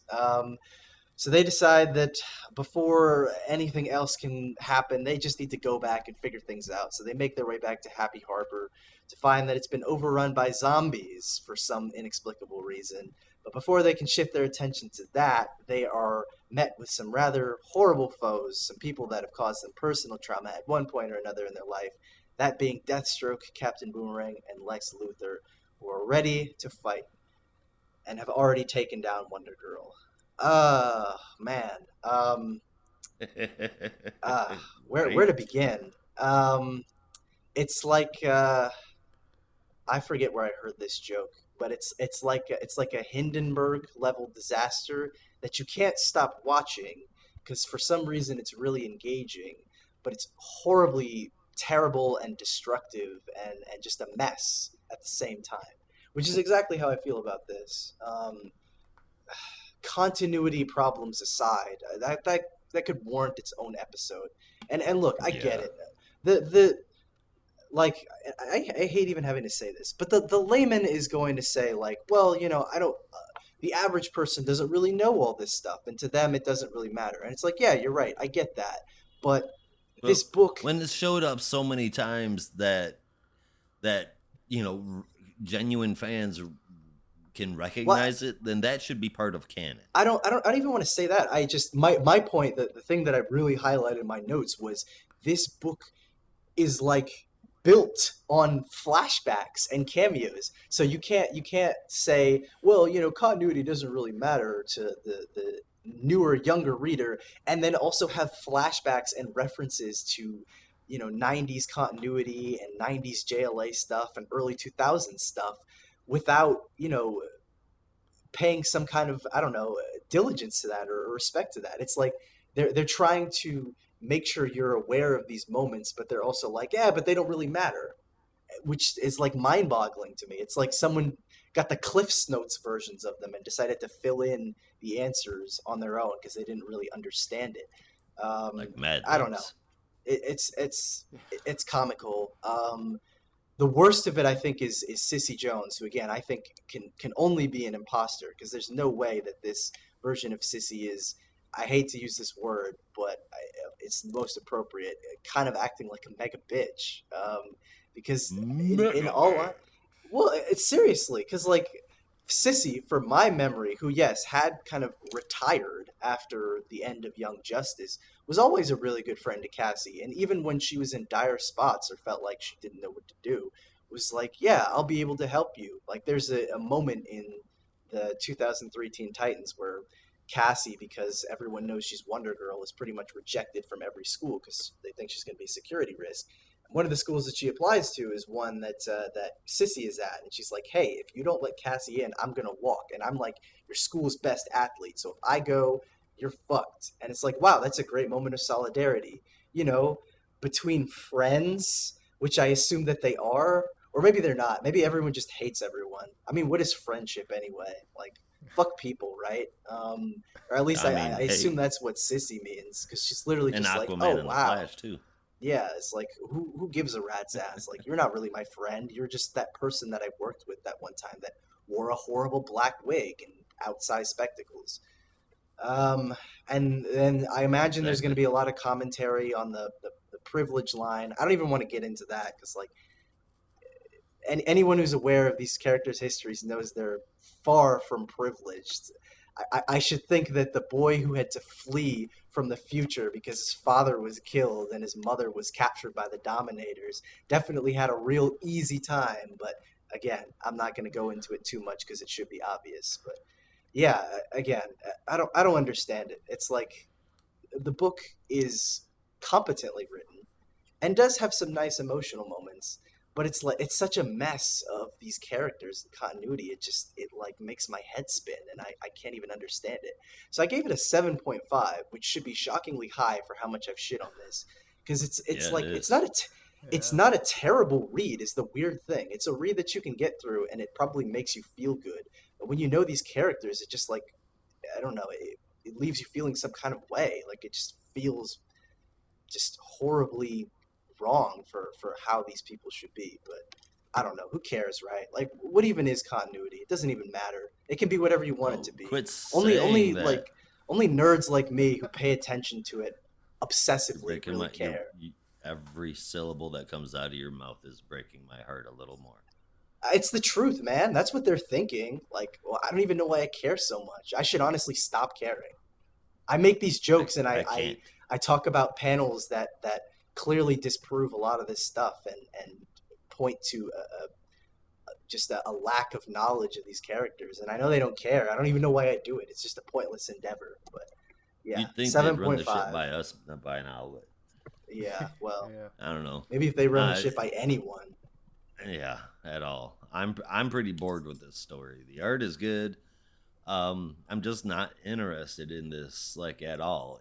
There is no emotional story for me. You can get through it, but that's about it. If I knew that this was going to result in an upcoming Young Justice ongoing, I might be into it a little bit more, but it's not, so I'm not. I mean, I don't know. If this was an ongoing with this creative team, I would probably die. Yeah, I would you would see me implode. Yeah, I'm not a fan. Not a fan. And not a good story. At least it's not interesting in any stretch. And I love all of these characters and Young Justice period, and it's bottom barrel for me. It's a step above Bendis. Barely. But it is. It is barely. Both of them failed to understand these characters, but shockingly, this one almost does it more. Almost. Yeah. So I gave it a 6 out of 10. Now Rob is gonna shock us with his varied opinion. Yeah, I'm still enjoying it. I think that's not that shocking.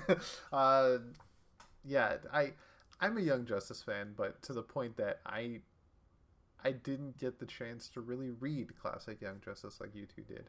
So I don't have that same background on these characters' relationships and their personalities during those runs. So to me, this is pretty good because I don't have that background to compare it to. I do agree about Tim wanting to be Batman goes against everything we've seen from him in at least the past 15 years. But for me, Connor and Bart are just like pretty great. They are, probably most likely different from their Young Justice days, but they've also grown from those days rather. So they would understandably be a little different. I can't really comment on Sissy. I've never really read anything with Arrowette, so I can't really say a damn thing about how she is, but definitely feels usually not this bad. Yeah, she's a lot more. She's a lot happier and nicer for somebody that was given a dumbass name like Arrowette than you would. Even Bendis didn't screw this up, and she was annoying as hell in that. Mm-hmm. But at least she wasn't like a horrible asshole who turns on her friends. Oh yeah, she was too. Thanks for working with us for like 5 to 6 years. I'm so glad you cherished that time we had together. Like a bitch. One thing I want to ask, did you guys notice the kid with blue hair and the black toque? No. I think my head was still spinning from the other stuff. Page 21, when they are running from the Justice League, I believe, Hmm. and they come across those zombies, and they're in the what's it called, the Mount speed Justice. buggy? Oh, the oh my god, I forgot the name. The super cycle or They're a something little like that. vehicle. Yeah, they're Yeah. they're a little motorcycle there.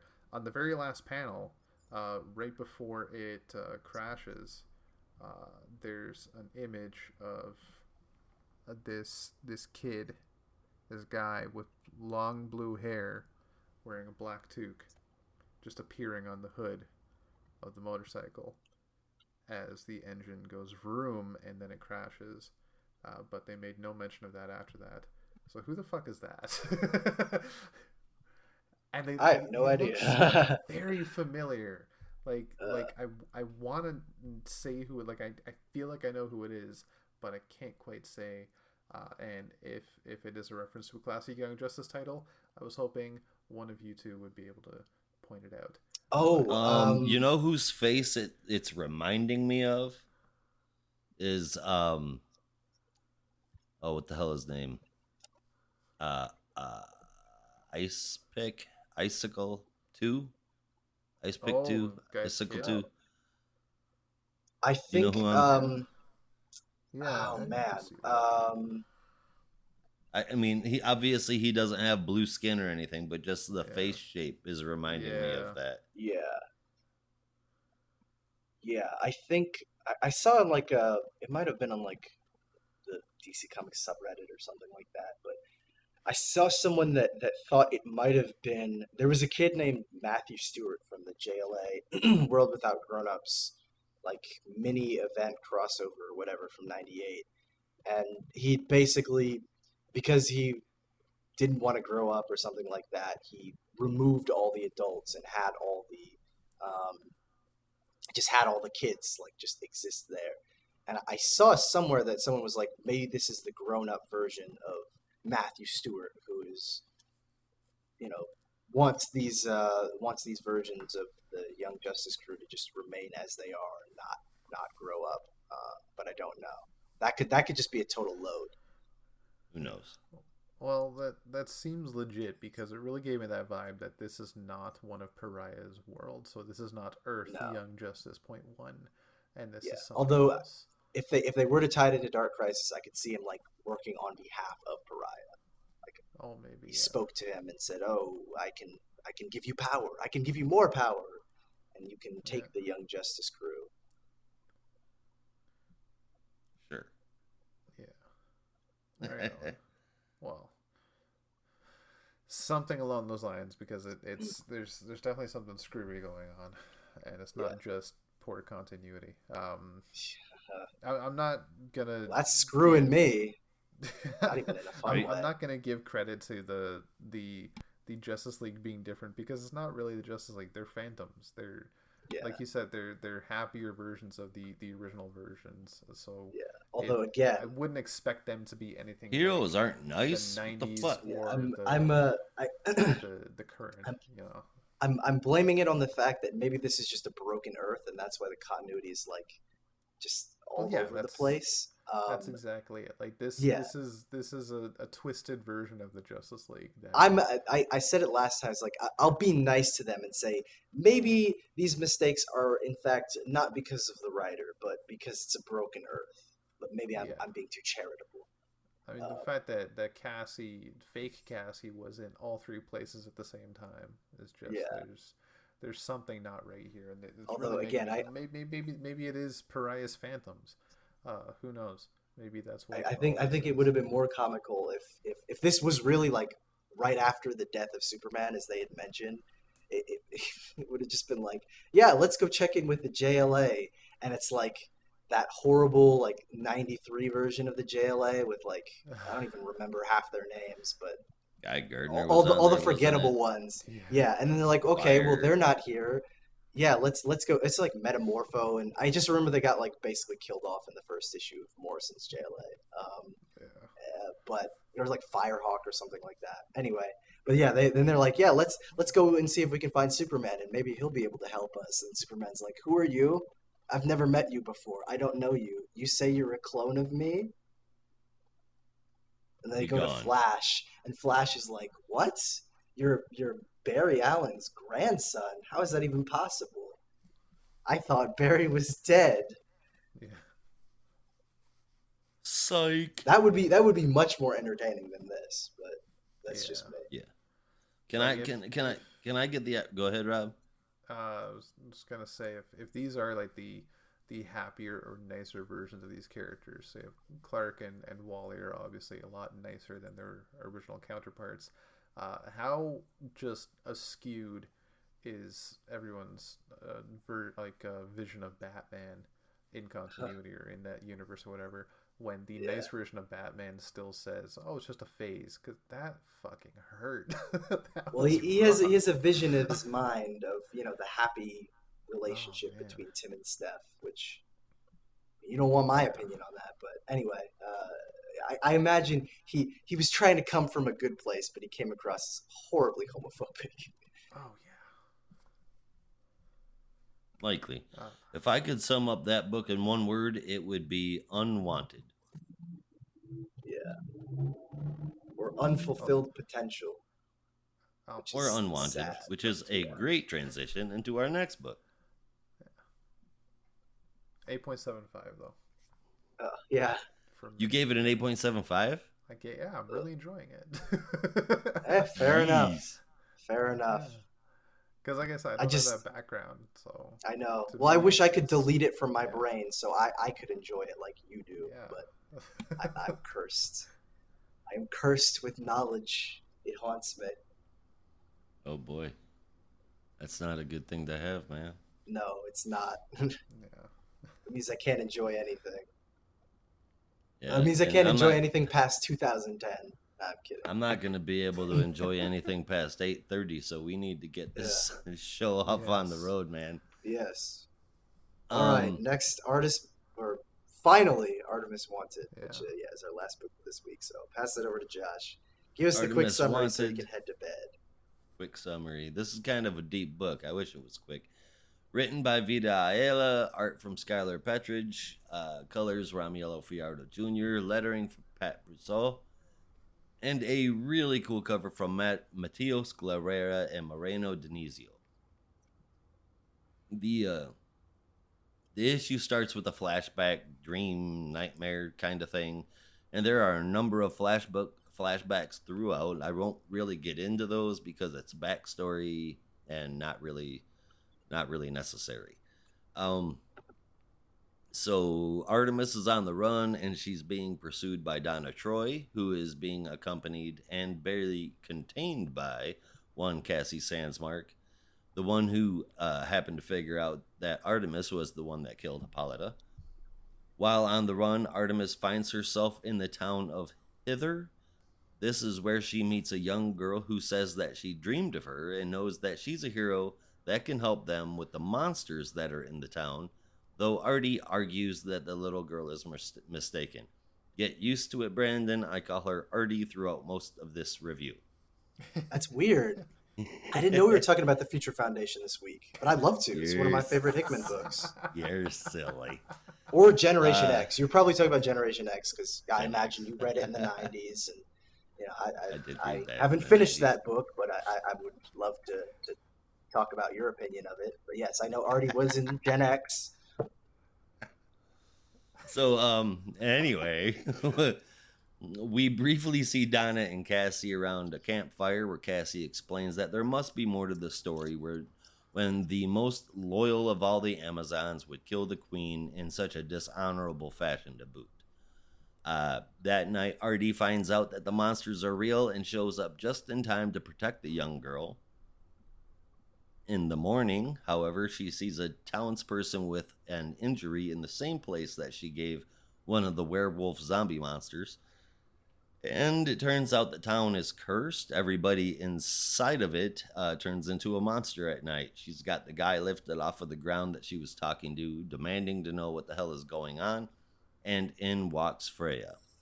They go back to her house where Freya has a daughter named Skylar, and Skylar is the girl from town earlier. Donna and Cassie show up. Oh my God, Donatello's in this issue too? We're having a Yeah, TMNT crossover? This is it's a sick. Future Foundation and TMNT. Yes.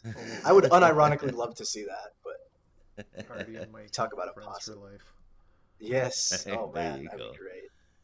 So they're at Freya's house, and Artie is getting introduced to Skylar, and that's when Donna and Cassie show up. Artie peacefully surrenders, and they take off back through the forest. They get a bit in, and Donna just can't take it anymore. She wants to kill Artie. Accused and questioned and fought and threatened, though, Artie won't tell anybody why she did it. That's when Hippolyta shows up and explains everything. She died so that she could go play politics with the gods to help keep chaos in check. Donna's not a big fan of that. Hippolyta then tells them that Artie is the keeper of Amazon magic granted by Hecate herself. She also tells them that Donna is the soul of the Amazons. And not to be left out, Cassie is the empathy of the Amazons, or for the Captain Planet fans out there, Heart. The three of them are to serve as a worldwide ambassadors of the Amazon nation. I guess you guys are too old for Captain Planet. The three go save Freya and Skylar from a monster. I might have missed that, sorry. The three go save Freya and Skylar from a monster attack. Then all five of them go to the Banamigdal.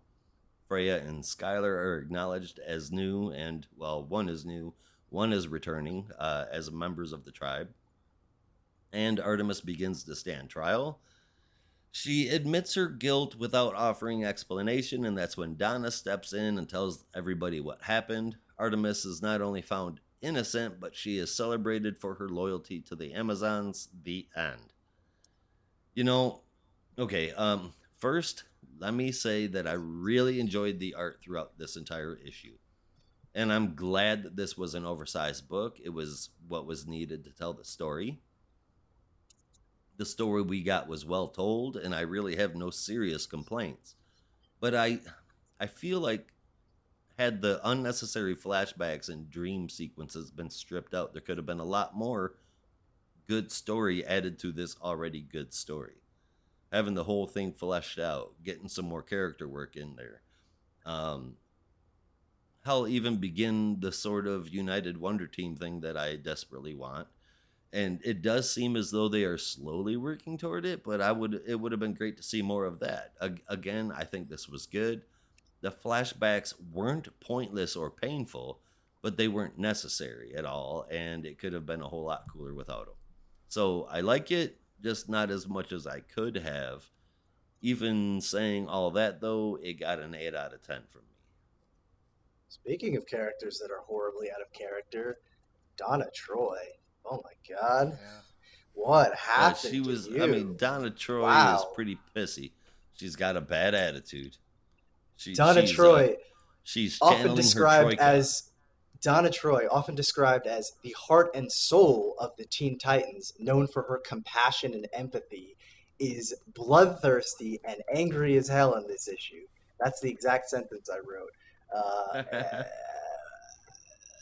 Yeah, she's sure. I guess her inner troika. I guess do whatever you want. It's like if I write a Justice League story, and I have Wonder Woman be uncharismatic murderer, I think I would be justified in that because characters can be whatever I want them to be. Yeah. Oh wow, that was bad. I don't know. Artemis being in the run could have been interesting, but it needed more than just a one shot. This felt solid, but kind of rushed at points, and I'm really not in love with the Hippolyta explanation. I understand the necessity of it. I understand we have the Hippolyta one shot coming up that will delve into it further, but it really just seems like a pointless melodrama that could have been easily explained following her murder. Like, yes, there was a greater reason, and if you just wait and we go through with this, I can explain it to you without having to have this whole like chase or whatever. And I get you need some kind of suspense, but it seems like a problem that could have had a very simple and easy solution.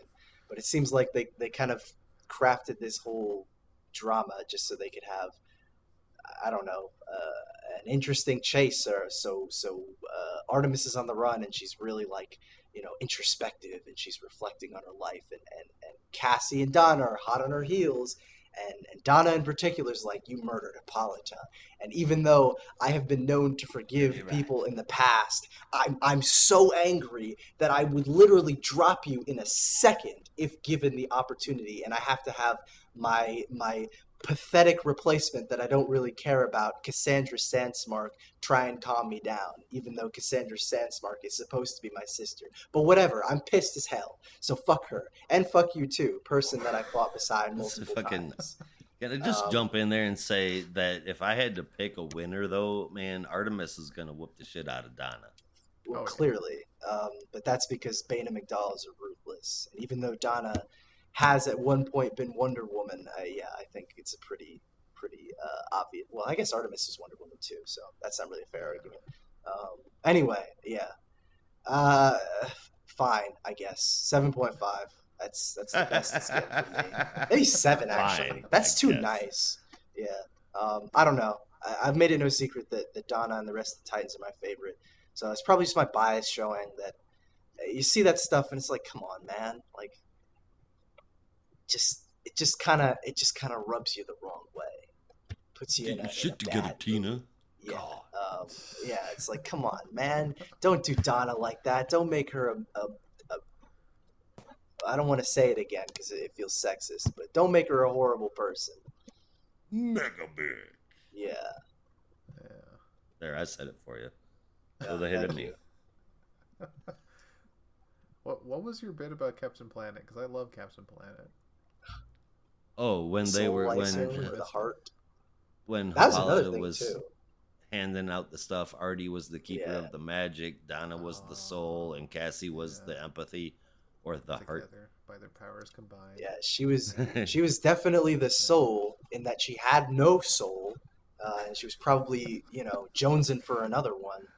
Come on, I'm telling you, she was channeling her inner Troika. Once you got a little Troika in you, you can't ever get it all out. I guess, but I'm like, her kind of an adopted mother. Is Hippolyta like a mother to Donna? I think she was, right? Yeah, I don't know. It depends. Oh God, it depends on the continuity. It depends on the continuity. Here's one DC rule above DC rule above all other DC rules is never ever ask about Donna Troy's past. Oh God, yes. Oh God, yeah. let's say this. In one version of her past, yes, she was like a mother to her. Okay. And we'll leave it at that. All right. I have the explanation, but we're already over time, and Josh needs to. And the problem is that there's like 5 different versions of her shit, man. Oh, I know. I know. At least. You want to talk about? I thought if Wally's costume haunts me in the night, this like stops me dead. This is like this is what I'll see when I go to hell. I'll just see all the different versions of Donna. I'll see Troika. I'll see the Dark Star version.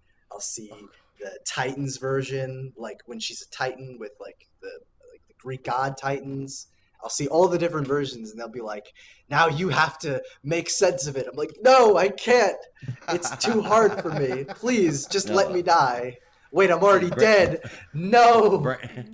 Brandon's own personal hell is he's got his eyelids taped open, he's chained to a chair, and he's forced to watch every episode of Titans on repeat.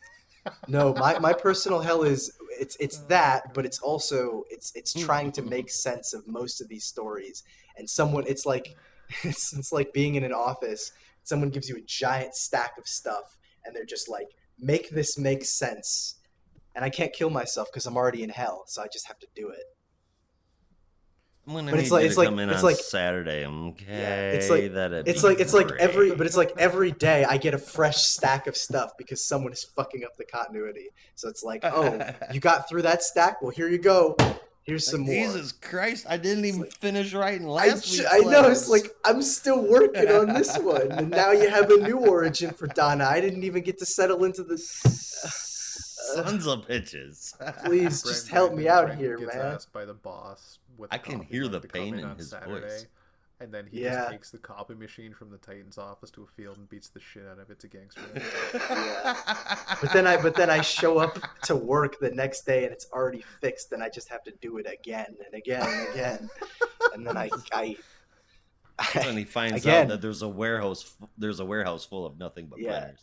That's why it's hell, because you're already dead. Like, you can't escape. You're stuck with it. Anyway. Never-ending closet. Yeah. HP printers. And some all right. stapler back. But yeah, Artemis was interesting. I don't know. Yeah. I like the plot with the small town. I like the idea that there's creepy things going on under the hero's noses in the middle of nowhere. Who knows how many small towns have mysterious... If you watch Supernatural for 15 fucking years, you know that this shit can happen. So every seventh town has monsters in it. Exactly, yeah. I even call like every fourth or third town. Maybe more. Yeah. If this is Supernatural, is Jensen Ackles going to play Donna Troy or Cassie? I mean, he did play... Okay, he was. I feel like he he'd be a Jason Donna. Todd, and he has a kick-ass Red Hood cosplay, so he could be Artemis because you got to stick with the outlaws. Yeah. I'd have to put him as Artemis too. And Jared Padalecki will either be Donna or Cassie. Yeah, He'd have to be Donna. Bizarro. Those beautiful locks. Misha Collins will be Cassie. Pop. Jared Padalecki will be Donna Troy. There you go. Oh yeah, if we're doing Artemis, I thought if we're doing our outlaws, like Jared Padalecki. Would be Oh Bizarro, yeah. I was thinking just the Wonder Trinity. Yeah. And Misha Collins would be Pop. Okay. Yeah, you can't help but get confused about the different groups Donna Troy's been in again, because don't ask about her. That's I'm confused enough about the. I can give you a list. You need only ask. It's a long one though. I enjoyed this art, and I really dug the trio. As inconsistent as they were, I thought it was an interesting trio of Artemis, Donna, and Cassie. And I hope we get to see more. I want to say that there's like a width of abilities there, but you have Cassie as the detective, and then Donna and Artemis are both just brutal enforcers. So it's not the widest spread of talent, but I dug it. It was interesting. And the eventual conclusion, I'm happy that Artemis wasn't ceremoniously killed off and was instead brought back into the fold. But I do wish that they got a little bit more explanation in as to just what the hell was going on with Hippolyta. It was kind of telegraphed that the whole idea was that Hippolyta needed to die to bring the Amazons together, but there were other people there at that midnight meeting in the desert besides just Hippolyta and Artemis. So why couldn't anybody else step up and say, "Yeah, no, I was there. Like, I'll corroborate her story. Like, this is true." Yeah, I don't know. It was long, winding, kind of pointless, but enjoyable nonetheless. So I gave it an 8.5. Fair enough. All right, we're going to do a speed round of our top 3 books for this week and a favorite moment before we move on to the biggest stinker. So I'm going to pass it over to Josh so he can get one final push out so he does not fall asleep. So Josh, what are your top 3 books for this week? Number 3. Need to prop you up a pillow, buddy? Right, man. In third place, we have Voidsong. I am really digging that book. Number 2, despite everyone hating on the pacing, I am all about me getting some Nightwing. And number 1, I really have dug and continued to dig the World's Finest book, man. So that got first place for me. And then my favorite moment comes from Voidsong. It's a little juvenile, but when Flash and Arthur get onto the spaceship, Barry asks what that smell is and describes it really gross, and it turns out that Aquaman farted. Oh, honestly, I never got that. I was just too stuck on the fact that Aquaman doesn't really smell things because he's under. Yeah, it was in the panel right underneath that. He says it just snuck out. Wow. I laughed. I don't give a shit. It's not very often you get a fart joke in a comic book. Yeah, that is true. Those two. Yeah. Unless it's like sex criminals. Well, yeah. Don't hit on sex parts. criminals. Oh, I love that book. That's probably why. Because my maturity does not exist. All right, how about you guys? What did you guys love this week? Rob? Okay, so at number 3, I went a little bit of a different direction. I had Batman the Knight. This one was a lot of fun with the Zatanna and Zatara chapter. So number 2, I had World's Finest, just a fun little romp. And number 1, I had The Flash. It's really cool seeing all these different versions of Barry Allen. For favorite moments, Brandon, I'm sorry, was Wallace getting his old costume back. No. Just because it was the shock of just like, whoa, they're doing That's not that? a good shock. That's What? like shock. Oh, I'm scared. Dude, I'm not gonna lie. If Aquaman hadn't have farted this week, that probably would have been mine too. Oh God. That's like, oh no, it's back. Like I said, it's haunting me. I thought it would go away, but someone remembered it.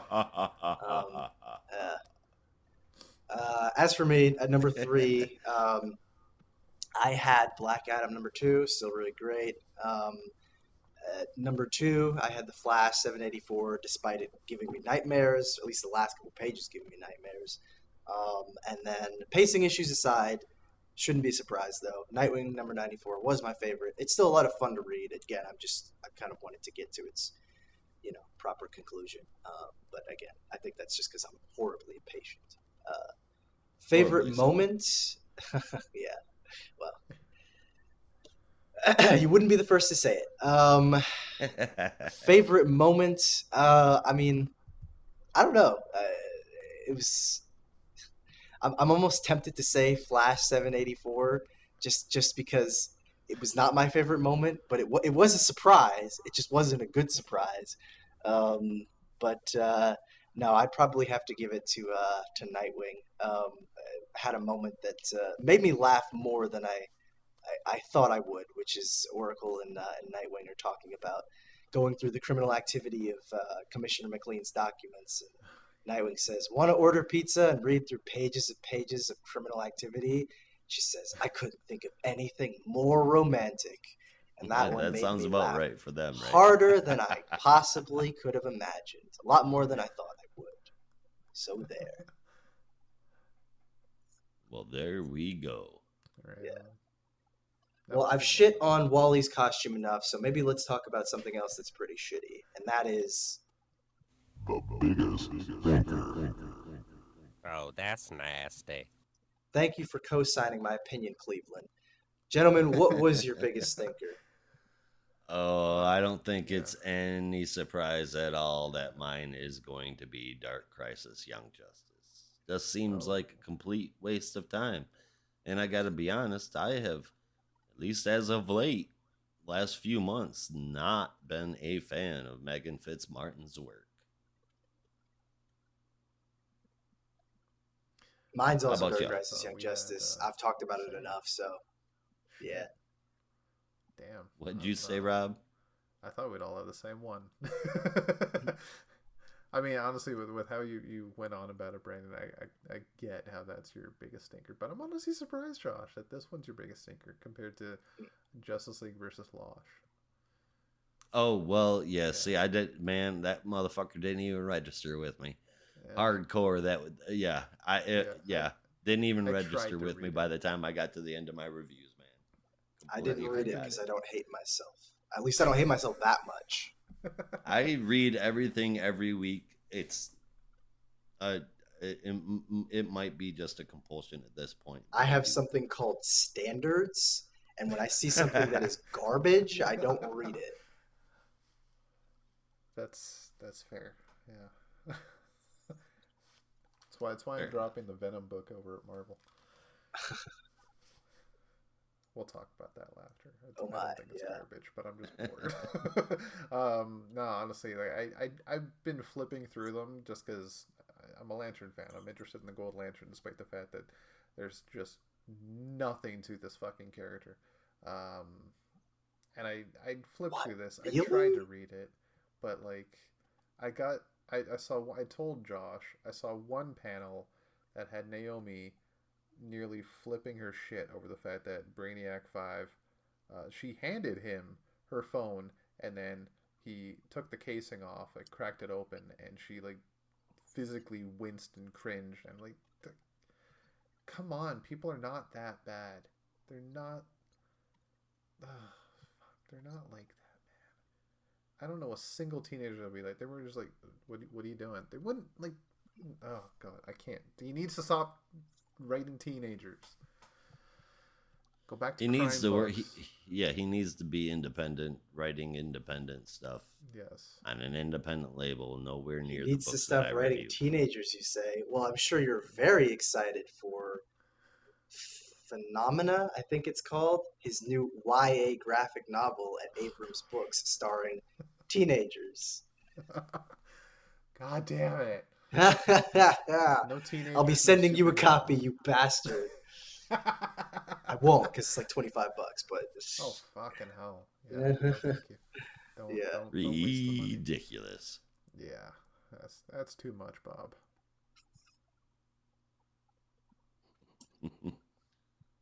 All right, well, I don't think there's anything left to say, so I think we can wrap it up. I don't imagine there's anything we want to put on the dump list that isn't already there, so with all that said, that is the end of our books for this week. Thank you very much for stopping by, and we hope you'll be here next week. We'll be talking about DC Comics as usual.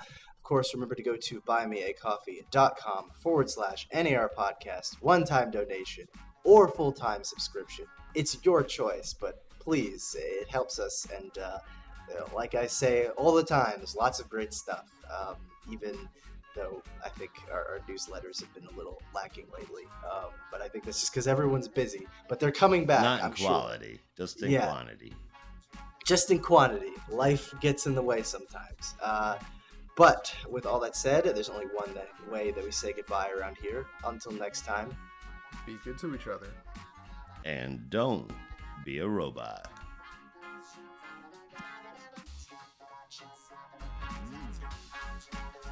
All right.